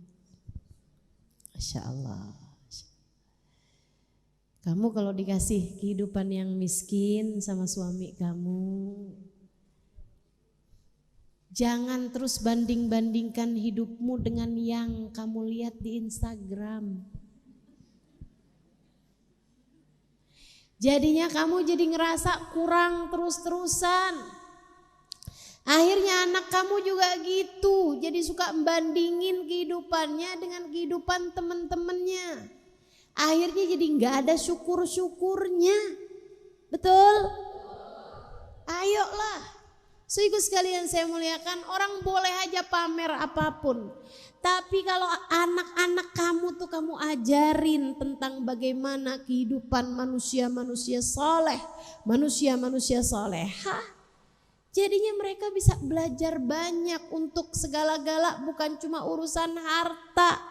Hidup ini bukan cuma perkara duit, saldo kamu ada berapa. Hidup ini bukan tentang perkara si dia punya ini, si itu punya itu, bukan. Hidup ini adalah tentang bagaimana berbekal menuju surga. Hidup ini adalah tentang urusan antaramu dengan Allah Subhanahu wa taala. Perjalanan menuju surga, sudah di mana kamu sampainya? Perjalanan menuju akhirat, sudah di tangga berapa kamu kiranya? Tentang hati yang kamu persembahkan untuk Allah Subhanahu wa taala sudah berapa persen kiranya? Bukan hanya tentang dia beli ini, dia beli itu, dia punya ini, dia punya itu. Pencapaian hidup ini bukan hanya tentang pencapaian-pencapaian dunia. Ayolah teman-teman, ayolah. Kalau ada ya dinikmati, tapi bukan berarti kalau enggak ada kamu terus aja misuh-misuh, berkeluh kesah.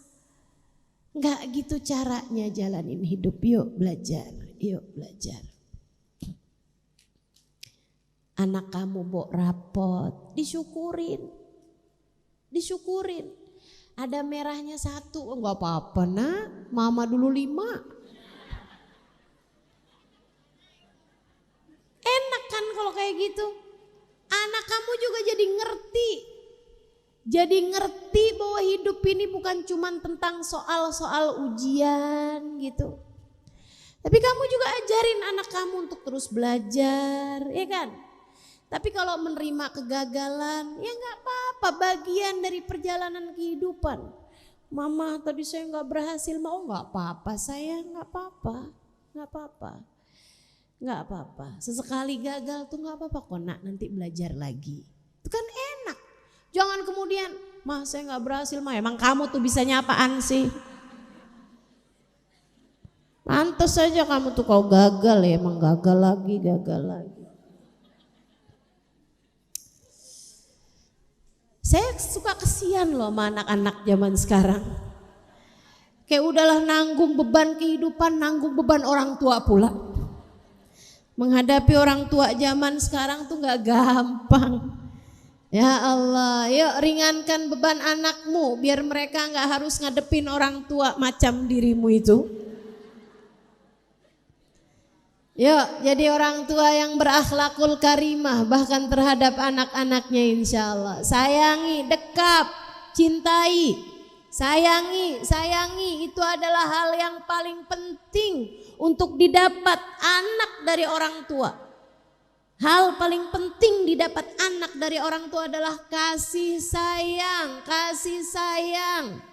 Saya sering kali sampaikan padamu, sayangi anakmu.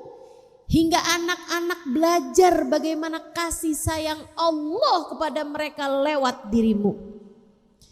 Kamu kalau sayang sama anak, kamu pelukin, kamu sayangin, kamu cintain, kamu katakan pada mereka, kamu nak adalah hadiah terindah yang Allah berikan dalam kehidupan ibumu ini. Kamu gampang, kalau kamu sayangin anakmu, kamu gampang buat bilang, nak Allah tuh sayang sama kita nak. Kamu lihat mama kamu sayang sama kamu. Kasih sayang Allah kepadamu jauh lebih besar daripada kasih sayang ibu sama kamu. Gampang ngomongnya. Kalau kamu selama ini sayangi anak-anak kamu, kamu gampang buat bilang bahwa nak, Nabi Muhammad menyayangimu lebih daripada ibu kepadamu. Gampang. Tapi kalau selama ini kamu ngomel mulu, marah mulu, mau kata-katain mulu anakmu, kamu susah buat memperkenalkan kasih sayang Allah dan Rasulnya kepada diri anak-anakmu. Yuk terus belajar, insya Allah. Saudariku sekalian yang saya muliakan, terakhir dari Hubabah Zahra saya belajar tentang selalu menyambungkan urusan dunia dengan akhirat. Selalu nyambungin urusan dunia sama akhirat. Kayak hati beliau tuh selalu doa. Hati beliau tuh ngelihat apapun tuh selalu doa. Dan terkadang doa itu beliau ucapkan gitu. Saya ingat ada satu hari di mana saya sama anak-anak Daruz Zahra lagi kumpul. Hubabah Zahra lagi ada bersama dengan kami. Kayak lagi kita ada acara apa gitu ya, saya nggak inget pasti acaranya, tapi memang sering tuh ngadain acara, ada Hubabah Zahra juga gitu, ada Hubabah Nur juga bersama dengan kami gitu. Beliau para hubabah tuh ada di depan, kemudian ada anak Daruz Zahra yang lagi baca-baca qasidah gitu kan, yang lagi baca-baca, ada bacaan-bacaan lah yang biasa kita baca kayak maulid atau apa gitu, saya nggak inget pasti, tapi yang pasti tiba kami lagi diem, ada satu suara yang lagi baca-baca gitu, tiba-tiba lampu mati. Waktu lampu mati biasa ya namanya anak-anak santri gitu kan langsung teriak gitu kita biasa kan kalau ada apa-apa langsung teriak gitu. Satu-satunya suara yang berbeda adalah suara Hubaba Zahra. Begitu lampu mati beliau langsung teriak doa. Allahumma nawwir kuburana ya Rabb. Ya Allah terangkan kubur kami ya Allah. Sebab kami hamba-Mu takut dengan kegelapan. Sebab kami hamba-Mu takut dengan kegelapan. Jangan biarkan kubur kami gelap ya Allah. Begitu gelap yang beliau pikirkan adalah kuburan. Begitu gelap kami masih kayak sibuk dengan berteriak kaget gitu. Beliau langsung teriaknya tentang urusan kuburan. Ya Allah terangkan kubur kami sebab kami tak tahan dengan kegelapan. Kayak hatinya tuh terus-terusan nyambungnya sama akhirat gitu. Ketika ada orang berbuat baik sama beliau, semoga Allah membalasmu nak. Ketika ada yang ngasih makanan, semoga Allah kasih kamu makanan dari surganya nanti nak. Ketika ada yang ngasih pakaian, al-bakskallah libasal jannah, semoga Allah kasih kamu di akhirat nanti pakaian dari surganya. Jadi kayak terus aja gitu urusan dunianya tuh kayak nyambung terus sama urusan akhirat. Masya Allah, hati yang selalu tersambung dengan urusan akhirat. Hingga bahkan di saat gelap, doa pertama yang keluar dari lisannya adalah doa tentang kubur yang semoga diterangkan dengan cahaya Allah. Yuk kita terus belajar dari orang-orang solehah sehingga kehidupan kita membaik hari demi hari insya Allah. Menuju kebaikan hari demi hari insya Allah.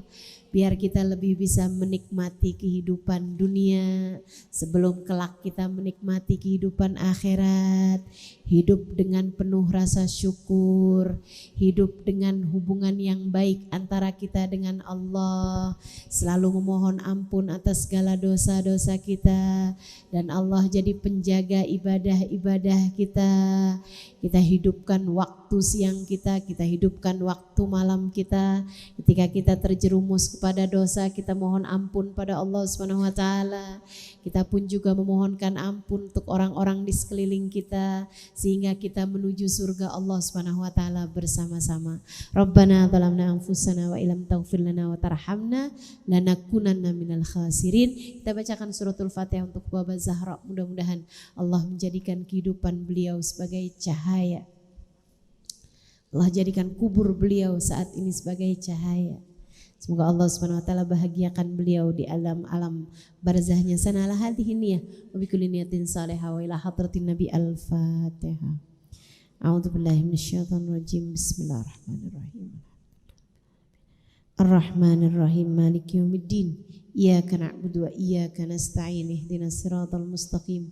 Siratal ladzina an'amta 'alaihim ghairil maghdubi 'alaihim waladdallin.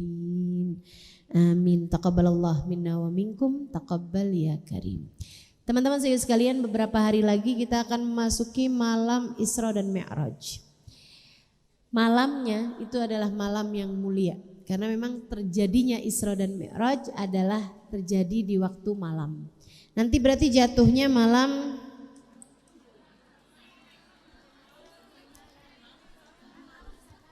nanti malam. Apa yang mesti kita lakukan Ustazah? Nih kan, siap-siap. Nanti malam banyakin doa. Nanti malam banyakin istighfar. Nanti malam perbanyak ibadah pada Allah Subhanahu wa taala. Ya, nanti malam banyakin doa, banyakin istighfar, banyakin ibadah. Ibadahnya apa Ustaz? Apapun aja ibadah yang kamu bisa lakukan. Sedekah juga kalau bisa, biar ada sedekah yang kamu keluarkan. Kemudian juga istighfarnya jangan lupa juga. Ibadahnya apa aja Ustazah yang bisa kita tambahin? Bacaan Qur'anmu, kamu baca, terutama yang sedang memungkinkan untuk itu. Yang enggak lagi memungkinkan, yang lagi memungkinkan apalagi Ustazah? Kalau kamu bisa kerjain sholat tasbih juga bagus. Ya, sholat tasbih itu tahu kan caranya? Nah, tuh silahkan cari lagi tuh di YouTube saya juga saya pernah sampaikan mengenai sholat tasbih gitu ya. Itu sholat bagus dilakukan kapan aja. Nah tapi kalau dilakukan di waktu-waktu yang mulia lebih bagus lagi. Nah seperti malam ini kan malam diwajibkannya sholat fardu gitu ya. Malam diwajibkannya sholat. Karenanya kemudian kita perbanyak sholat-sholat sunnah pada malam ini. Dan tentu saja sholat fardunya juga lebih kita jagain lagi.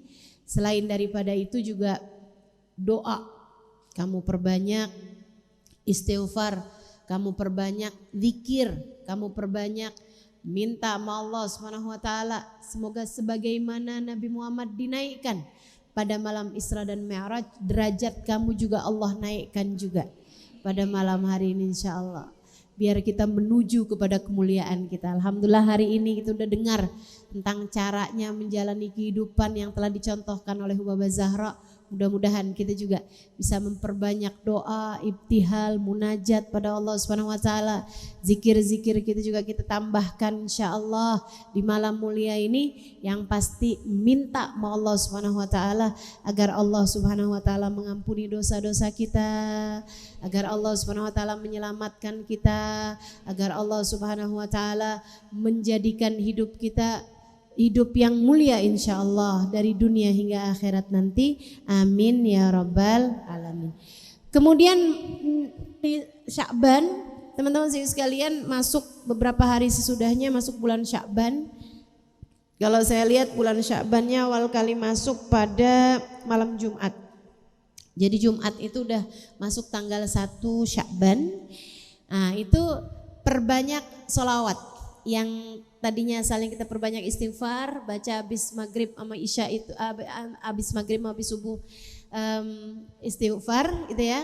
Nah, sekarang balik lagi kayak dulu-dulu lagi, langsung baca zikir-zikir yang kayak biasanya.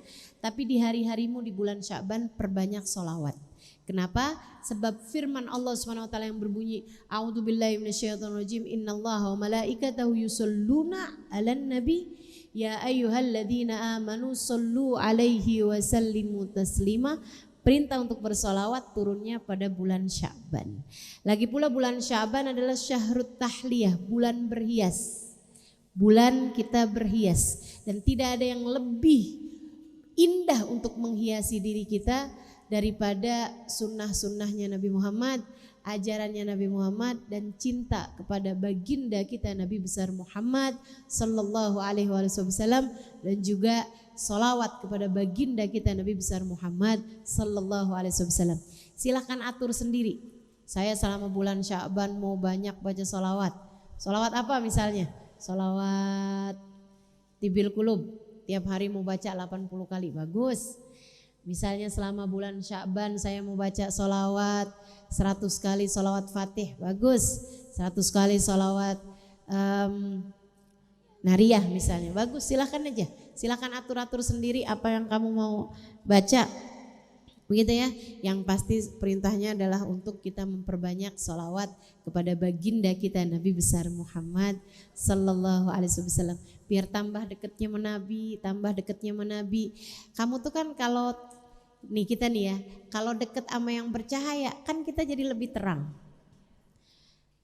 Kamu harus tahu bahwa di alam semesta ini nggak ada yang lebih terang, nggak ada yang lebih indah daripada baginda Nabi besar Muhammad. Maka kalau kamu semakin dekat sama Nabi Muhammad, kamu juga jadi semakin terang. Kamu juga jadi semakin indah, teman-teman sekalian. Nanti itu kalau kamu semakin indah, akhlak kamu jadi tambah bagus, bicara kamu jadi tambah bagus, ibadah kamu jadi tambah bagus. Yang bawaan pengen marah-marah mulu jadi enggak tuh, gitu kan? Yang biasanya ngadepin suami pengen kesel mulu jadi enggak gitu. Kenapa kok kayak begitu gitu? Karena kamu tambah dekat sama Nabi Muhammad sallallahu alaihi wasallam. Nanti lama-lama bukan kamu yang liatin saya jadi tambah indah kan gitu, enggak gitu. Tapi orang-orang di sekeliling kamu akan merasakannya. Nanti itu akan ada banyak tuh suami-suami yang bilang, ini kayaknya sejak ini nih berapa tahun terakhir ini nih tambah akhlaknya tambah bagus nih. Tambah gak gampang nuntut-nuntut nih. Tambah gak suka marah-marah nih. Sejak sering ngaji nih sama Ustazah Halimah nih. Sejak sering hadir maulidan nih, itu kan sejak sering rajin sholawatan, emang lain jadinya nih. Istri saya jadi akhlaknya jadi tambah lebih bagus gitu. Anak-anak mungkin tambah ke depan akan tambah banyak yang bilang sejak ibu saya sering hadir majelis, sejak ibu saya sering sholawatan, sejak ibu saya jadi jarang marah-marahnya, ibu saya jadi lebih lembut bicaranya. Saya rasa akan tambah banyak ibu-ibu yang juga akan mengatakan hal yang sama tentang anak-anak mereka. Mudah-mudahan akhlak kita jadi tambah lebih bagus. Insya Allah dengan kita semakin dekat dengan baginda kita Nabi besar Muhammad Sallallahu Alaihi Wasallam. Cintai Nabi sebisamu mencintai seseorang. Kenali lagi Nabi Muhammad, lebih lagi deketin Nabi Muhammad. Sering-sering dengerin tentang kajian-kajian tentang baginda kita Nabi besar Muhammad Sallallahu Alaihi Wasallam. Itu bulan Sya'ban, jadikan bulan pendekatanmu dengan Nabi Muhammad Sallallahu Alaihi Wasallam. Perbanyak sholawat di bulan Sya'ban. Kemudian teman-teman sekalian, malam nisfu Sya'ban. Ya, malam nisfu Sya'ban berarti malam 14 masuk malam 15. Jatuhnya adalah pada tanggal 13 Februari.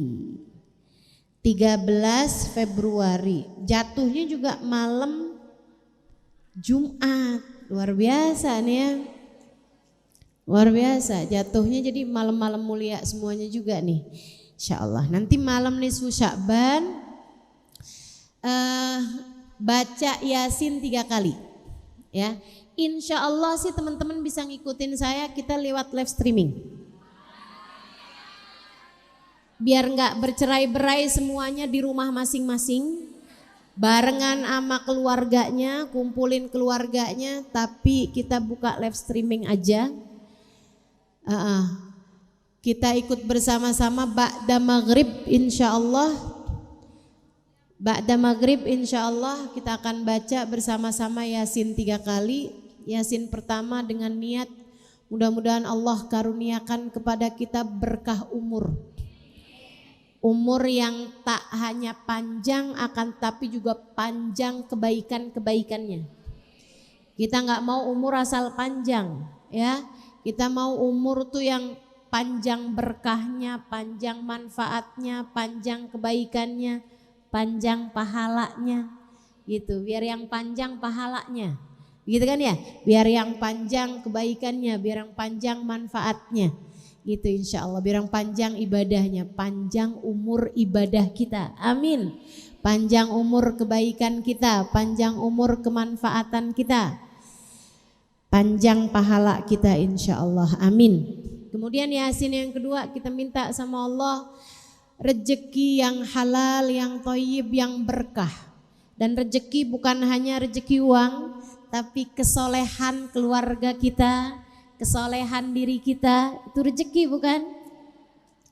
Rezeki yang punya jodoh, yang punya suami itu juga rezeki, tapi bukan asal suami, bukan. Kita mintanya itu kasih sayang suami kita, kebaikan suami kita, bersama-sama dalam kebaikan itu juga bagian dari rezeki. Bagian dari rezeki. Orang tua kita doakan, mudah-mudahan kita direzekikan Allah Subhanahu wa taala doa-doa soleh dari orang tua kita. Direzekikan Allah kesehatan mereka. Biar orang tua kita yang masih ada biar pada sehat, bahagia hatinya, itu juga rezeki. Keluarga yang sehat, keluarga yang bahagia itu juga bagian dari rezeki. Dan itu rezeki yang lebih utama daripada sekedar rezeki harta.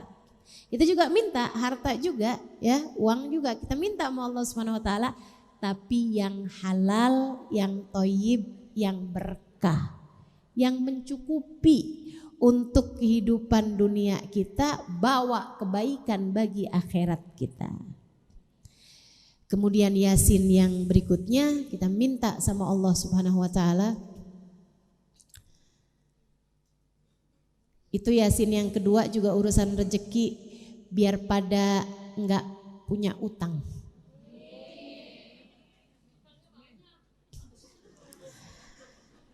Kita minta sama Allah Subhanahu wa taala biar jangan sampai kita mati bawa utang. Keluarga kita juga kita minta sama Allah Subhanahu wa taala biar jangan sampai mati bawa utang. Repot urusannya teman-teman. Dan juga kita minta sama Allah Subhanahu wa taala nih, biar jangan pada gampang-gampang utang. Ibu sekalian, ngeri banget saya ketika melihat fakta bahwa Indonesia ini ternyata darurat pinjol. Ya, pinjolnya banyak banget ya Allah Bu, udah jangan deh Bu, jangan deh. Serem banget saya ibu-ibu nih, jangan gampang-gampang ambil utang-utang. Itu ya, jangan, udah deh. Hidup kita ini biar kata sedikit tapi gak punya utang tuh tenang hidupnya. Ya kan? Kalau misalnya duit kita banyak tapi utang kita juga banyak, naudzubillah. Gak ada tenang-tenangnya hidup kalau terus-terusan ditagih-tagih utang, bukan begitu? Udah deh, sering saya sampaikan padamu, sesedikit apapun uangmu cukup untuk membiayai hidupmu. Tapi sebanyak apapun uangmu gak akan cukup membiayai gaya hidup. Karena ya kalau hidup pengen tenang jangan banyak gaya. Nah itu minta tuh, terutama yang masih pada punya utang, minta yang serius. Yasin yang kedua tuh, ya Allah rezeki yang cukup buat nutup semua utang ya Allah, biar kami hidup gak pakai ada utang. Gitu kan? Kita doakan juga keluarga-keluarga kita yang lagi kejerat utang biar pada bisa ketutup semuanya insya Allah. Kemudian Yasin yang ketiga, gak kalah pentingnya. Ini malah yang paling penting, kita minta agar di saat ajal datang menjemput kita, kita dimatikan dalam husnul khatimah. Minta sama Allah agar di saat ajal datang menjemput kita, Allah karuniakan keimanan, Allah karuniakan Islam. Allah bikin kita saat meninggal dunia, kita meninggal dunia dengan berbekal iman dan takwa yang mencukupi kita untuk diterima oleh Allah Subhanahu wa taala. Saat ajal datang menjemput kita, Allah karuniakan kematian yang indah bagi kita sekalian.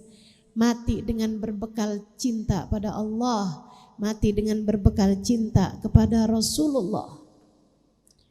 Mati sedangkan hati kita telah menjadi hati yang diterima oleh Allah Subhanahu wa taala. Amin ya rabbal alamin. Itu pembacaan Yasin 3 kali akan kita laksanakan insyaallah pada malam nisfu Sya'ban.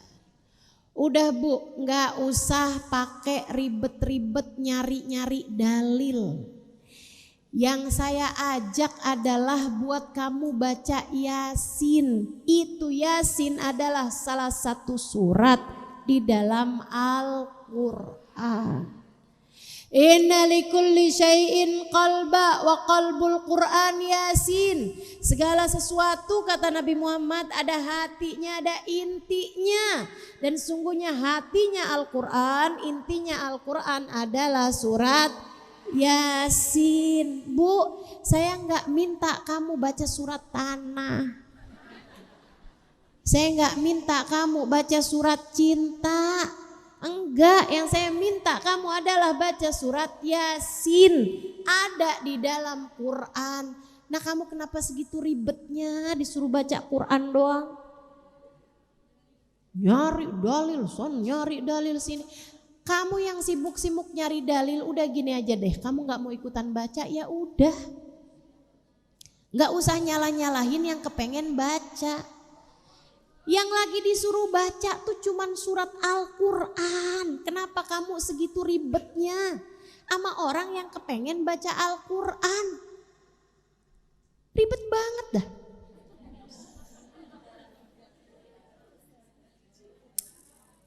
Ya Allah, ya Allah. Andai nih ya, kalau saya saya, Anda ini nggak ada yang nyuruh saya selain umi saya. Misal umi saya bilang kayak gini. Misalnya nih, umi saya bilang kayak begini misalnya. Nak, surat Ad-Duha tuh ternyata artinya bagus banget ya. Umi tuh seneng banget kalau kamu baca surat Ad-Duha tiap malam. Misal umi saya doang nih yang nyuruh nih. Gitu. Saya seneng tuh ngerjainnya. Saya seneng ngerjain. Itu andai umi saya doang yang nyuruh. Gimana pula kalau yang nyuruh adalah guru saya, yang saya tahu orang yang sangat berilmu. Ya kan? Guru saya gak akan dong nyuruh sesuatu hal yang gak bagus. Ini bu sama aja kayak gini deh. Gak usah urusan yang gede, gini deh. Ada satu orang dokter, misalnya nyuruh kamu nih kamu nih kan pada ustazah, misalnya nih dokter nih ya, nyuruh kamu kalau malam sebaiknya gerakin begini, badan kamu itu biar lebih lentur. Sebelum tidur kamu ada kasih gerakan begini. Kerjain apa gak gerakin? Kerjain. Karena kita tahu dia lebih ngerti urusan kesehatan badan dibandingkan dengan saya. Ada ilmunya. Bu, saya kasih tahu, saya ini mondok 12 tahun. Sebelum saya mondok 12 tahun itu, sebelum saya mondok di usia 12 tahun. Jadi saya itu mondok 12 tahun dimulai dari usia 12 tahun. Ibu-ibu sekalian, sebelum saya mondok di umur 12 tahun, ketika saya anak-anak dulu, gitu ya. Setiap malam nisfu Sya'ban, abah saya ajak saya baca Yasin 3 kali. Ibu-ibu sekalian, habis itu saya mondok di Darul Lughah Dakwah di Raci, Bangil, Pasuruan, Jawa Timur kepada seorang ulama Habib Hasan Baharun.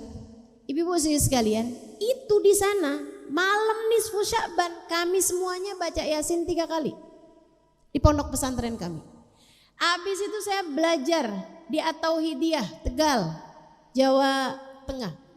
Guru kami Kiai Haji Ahmad Saidi juga malam nisfu Sya'ban baca Yasin 3 kali juga.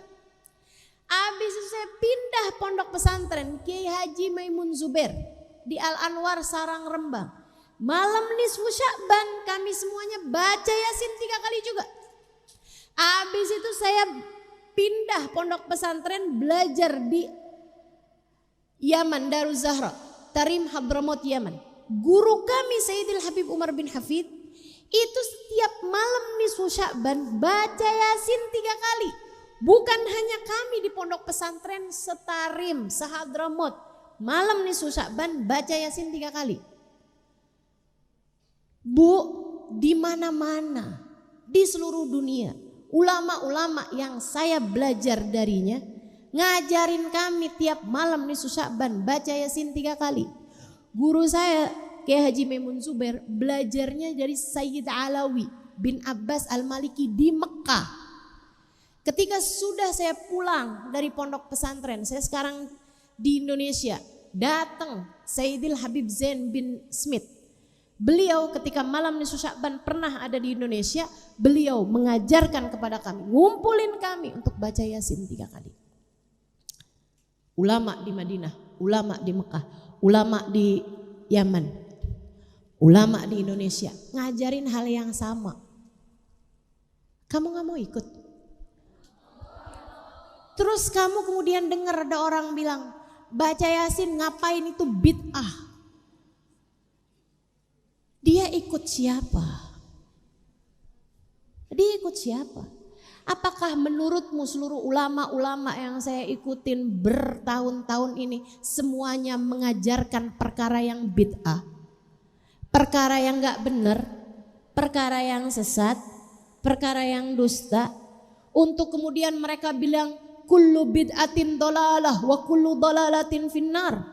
Semua bid'ah, semua perkara-perkara yang kayak begituan itu bid'ah, semua bid'ah bawa ke neraka. Maksud kamu orang baca Yasin malam Jumat 3 kali, malam nisfu Sya'ban 3 kali, ini kemudian bawa mereka ke neraka? Neraka yang mana maksud kamu? Neraka yang mana maksud kamu? Anak kecil kecil juga Bu, faham perkara baca Yasin itu ibadah. Ibadah mana yang bawa orang ke neraka? Ini otaknya di mana? Faham maksud saya? Saya nggak mau kasih tahu kepada kamu misalnya tentang tapi Nabi nggak ngerjain ini itu apa segala macam. Nih ya Bu ya, ini yang bilang-bilang Bu Nabi Muhammad nggak ngerjainnya, tahu dari mana? Dia tinggal bareng rumah Nabi apa gimana?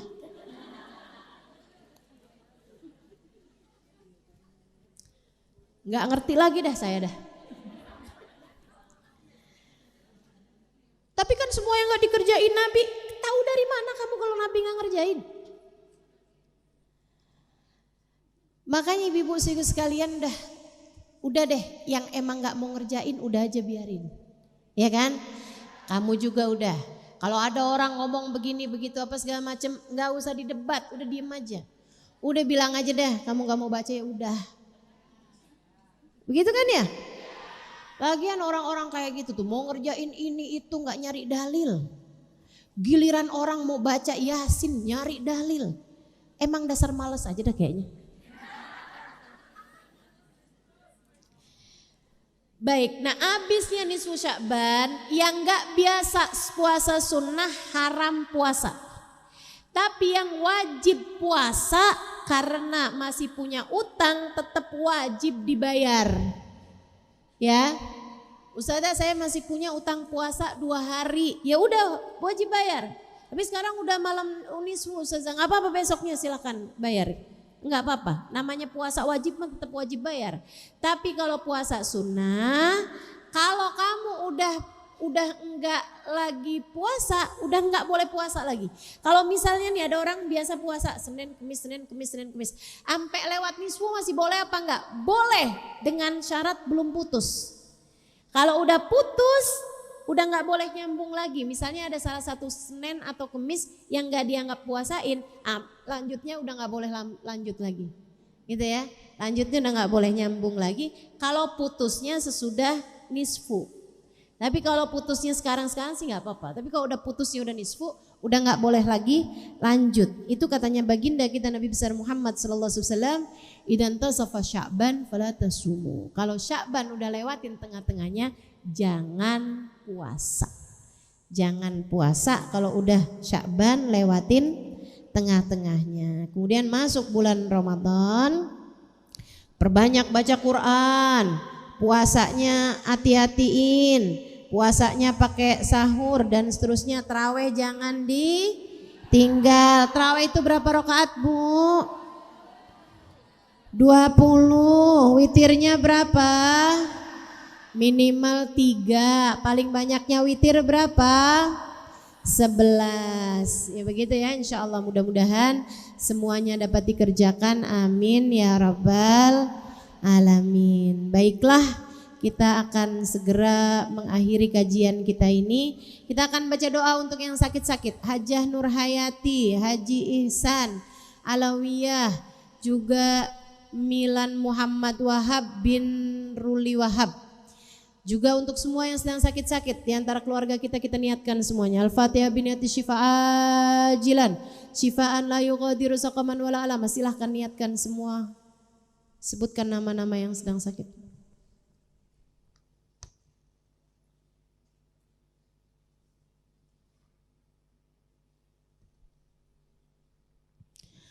Annallaha yashfina ajilan shifaan la yughadiru saqaman wala alam. Allah yashfina wa yashfihim shifaan ajilan saqaman wala alam ila hadratin Nabi Muhammad sallallahu alaihi wasallam. Al-Fatihah. Bismillahirrahmanirrahim. Alhamdulillah. Ar-Rahmanir-Rahim. Maliki yaumiddin. Iyyaka na'budu wa iyyaka nasta'in. Ihdinas siratal mustaqim. Siratal ladzina an'amta 'alaihim ghairil maghdubi 'alaihim waladdallin. Amin. Allahumma rabban nas adhibil ba's ishfi'at tasyafi wa fi antal mu'afi shifaan la yughadiru saqaman wala alama. Kemudian kita bacakan Fatihah juga untuk semua hajat-hajat kita. Kita juga doakan para donatur Masjid Al-Ikhwan dan juga untuk yang kajian keputriannya. Juga kita doakan semua warga Tebet Barat 1 dan Tebet Barat 2 ya, yang telah memberikan kemudahan untuk acara pengajian pada hari ini dan juga untuk pengajian-pengajian yang lalu. Kita doakan semoga semua warga di sini selalu dapat keberkahan insyaallah. Dan juga untuk semua yang hadir majelis ini saya ucapkan terima kasih yang sebanyak-banyaknya. Kita baca suratul Fatihah. Mudah-mudahan segenap hajat-hajat kita diijabah Allah Subhanahu wa taala.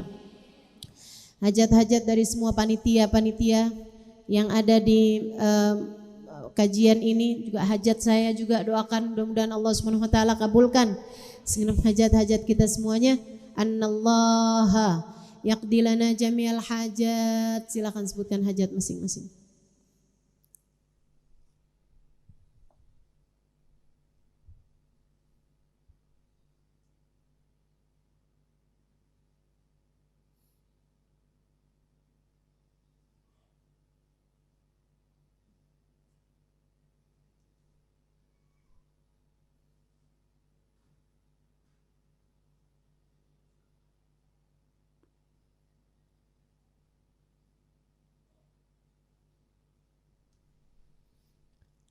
أن الله يقضي لنا جميع الحاجات يبلغنا كل الأمنيات بجاه خير البريات على هذه النيات بكل نية صالحة جامعات شاملات لحضرة النبي محمد صلى الله عليه وآله وسلم. الفاتحة.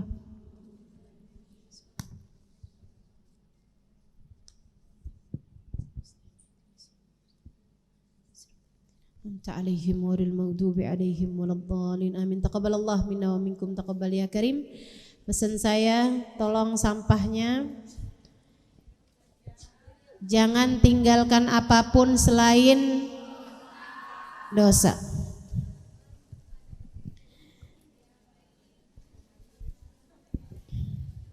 Saya mohon maaf segala salah-salah saya. Mohon maaf lahir dan batin. Dan saya akan sampaikan kepada semua teman-teman ucapan yang biasa disampaikan guru-guru saya setiap kali kami akan berpisah. Saya akan sampaikan istauda'tukumullah. Teman-teman jawab qabilnal wada'ah. Sampaikan salam saya untuk semua keluargamu di rumah. Terima kasih semuanya.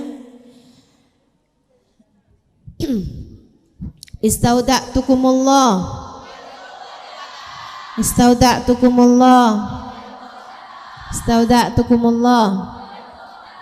Fatihah bil qabul tammi kulli sul ma'mun slashan zahiran wa batinan al-fatihah Allah yanwir qulubana wa qalbana ma'al huda wat tuqa wal afaf wal ghina wal ridha wal yaqin yaftah alaina aftul arifin yakhtim lana bil husna wa radin anna fi khairin wa afiyah wa ila hadratin nabi Muhammad sallallahu alaihi wasallam. Al-Fatihah.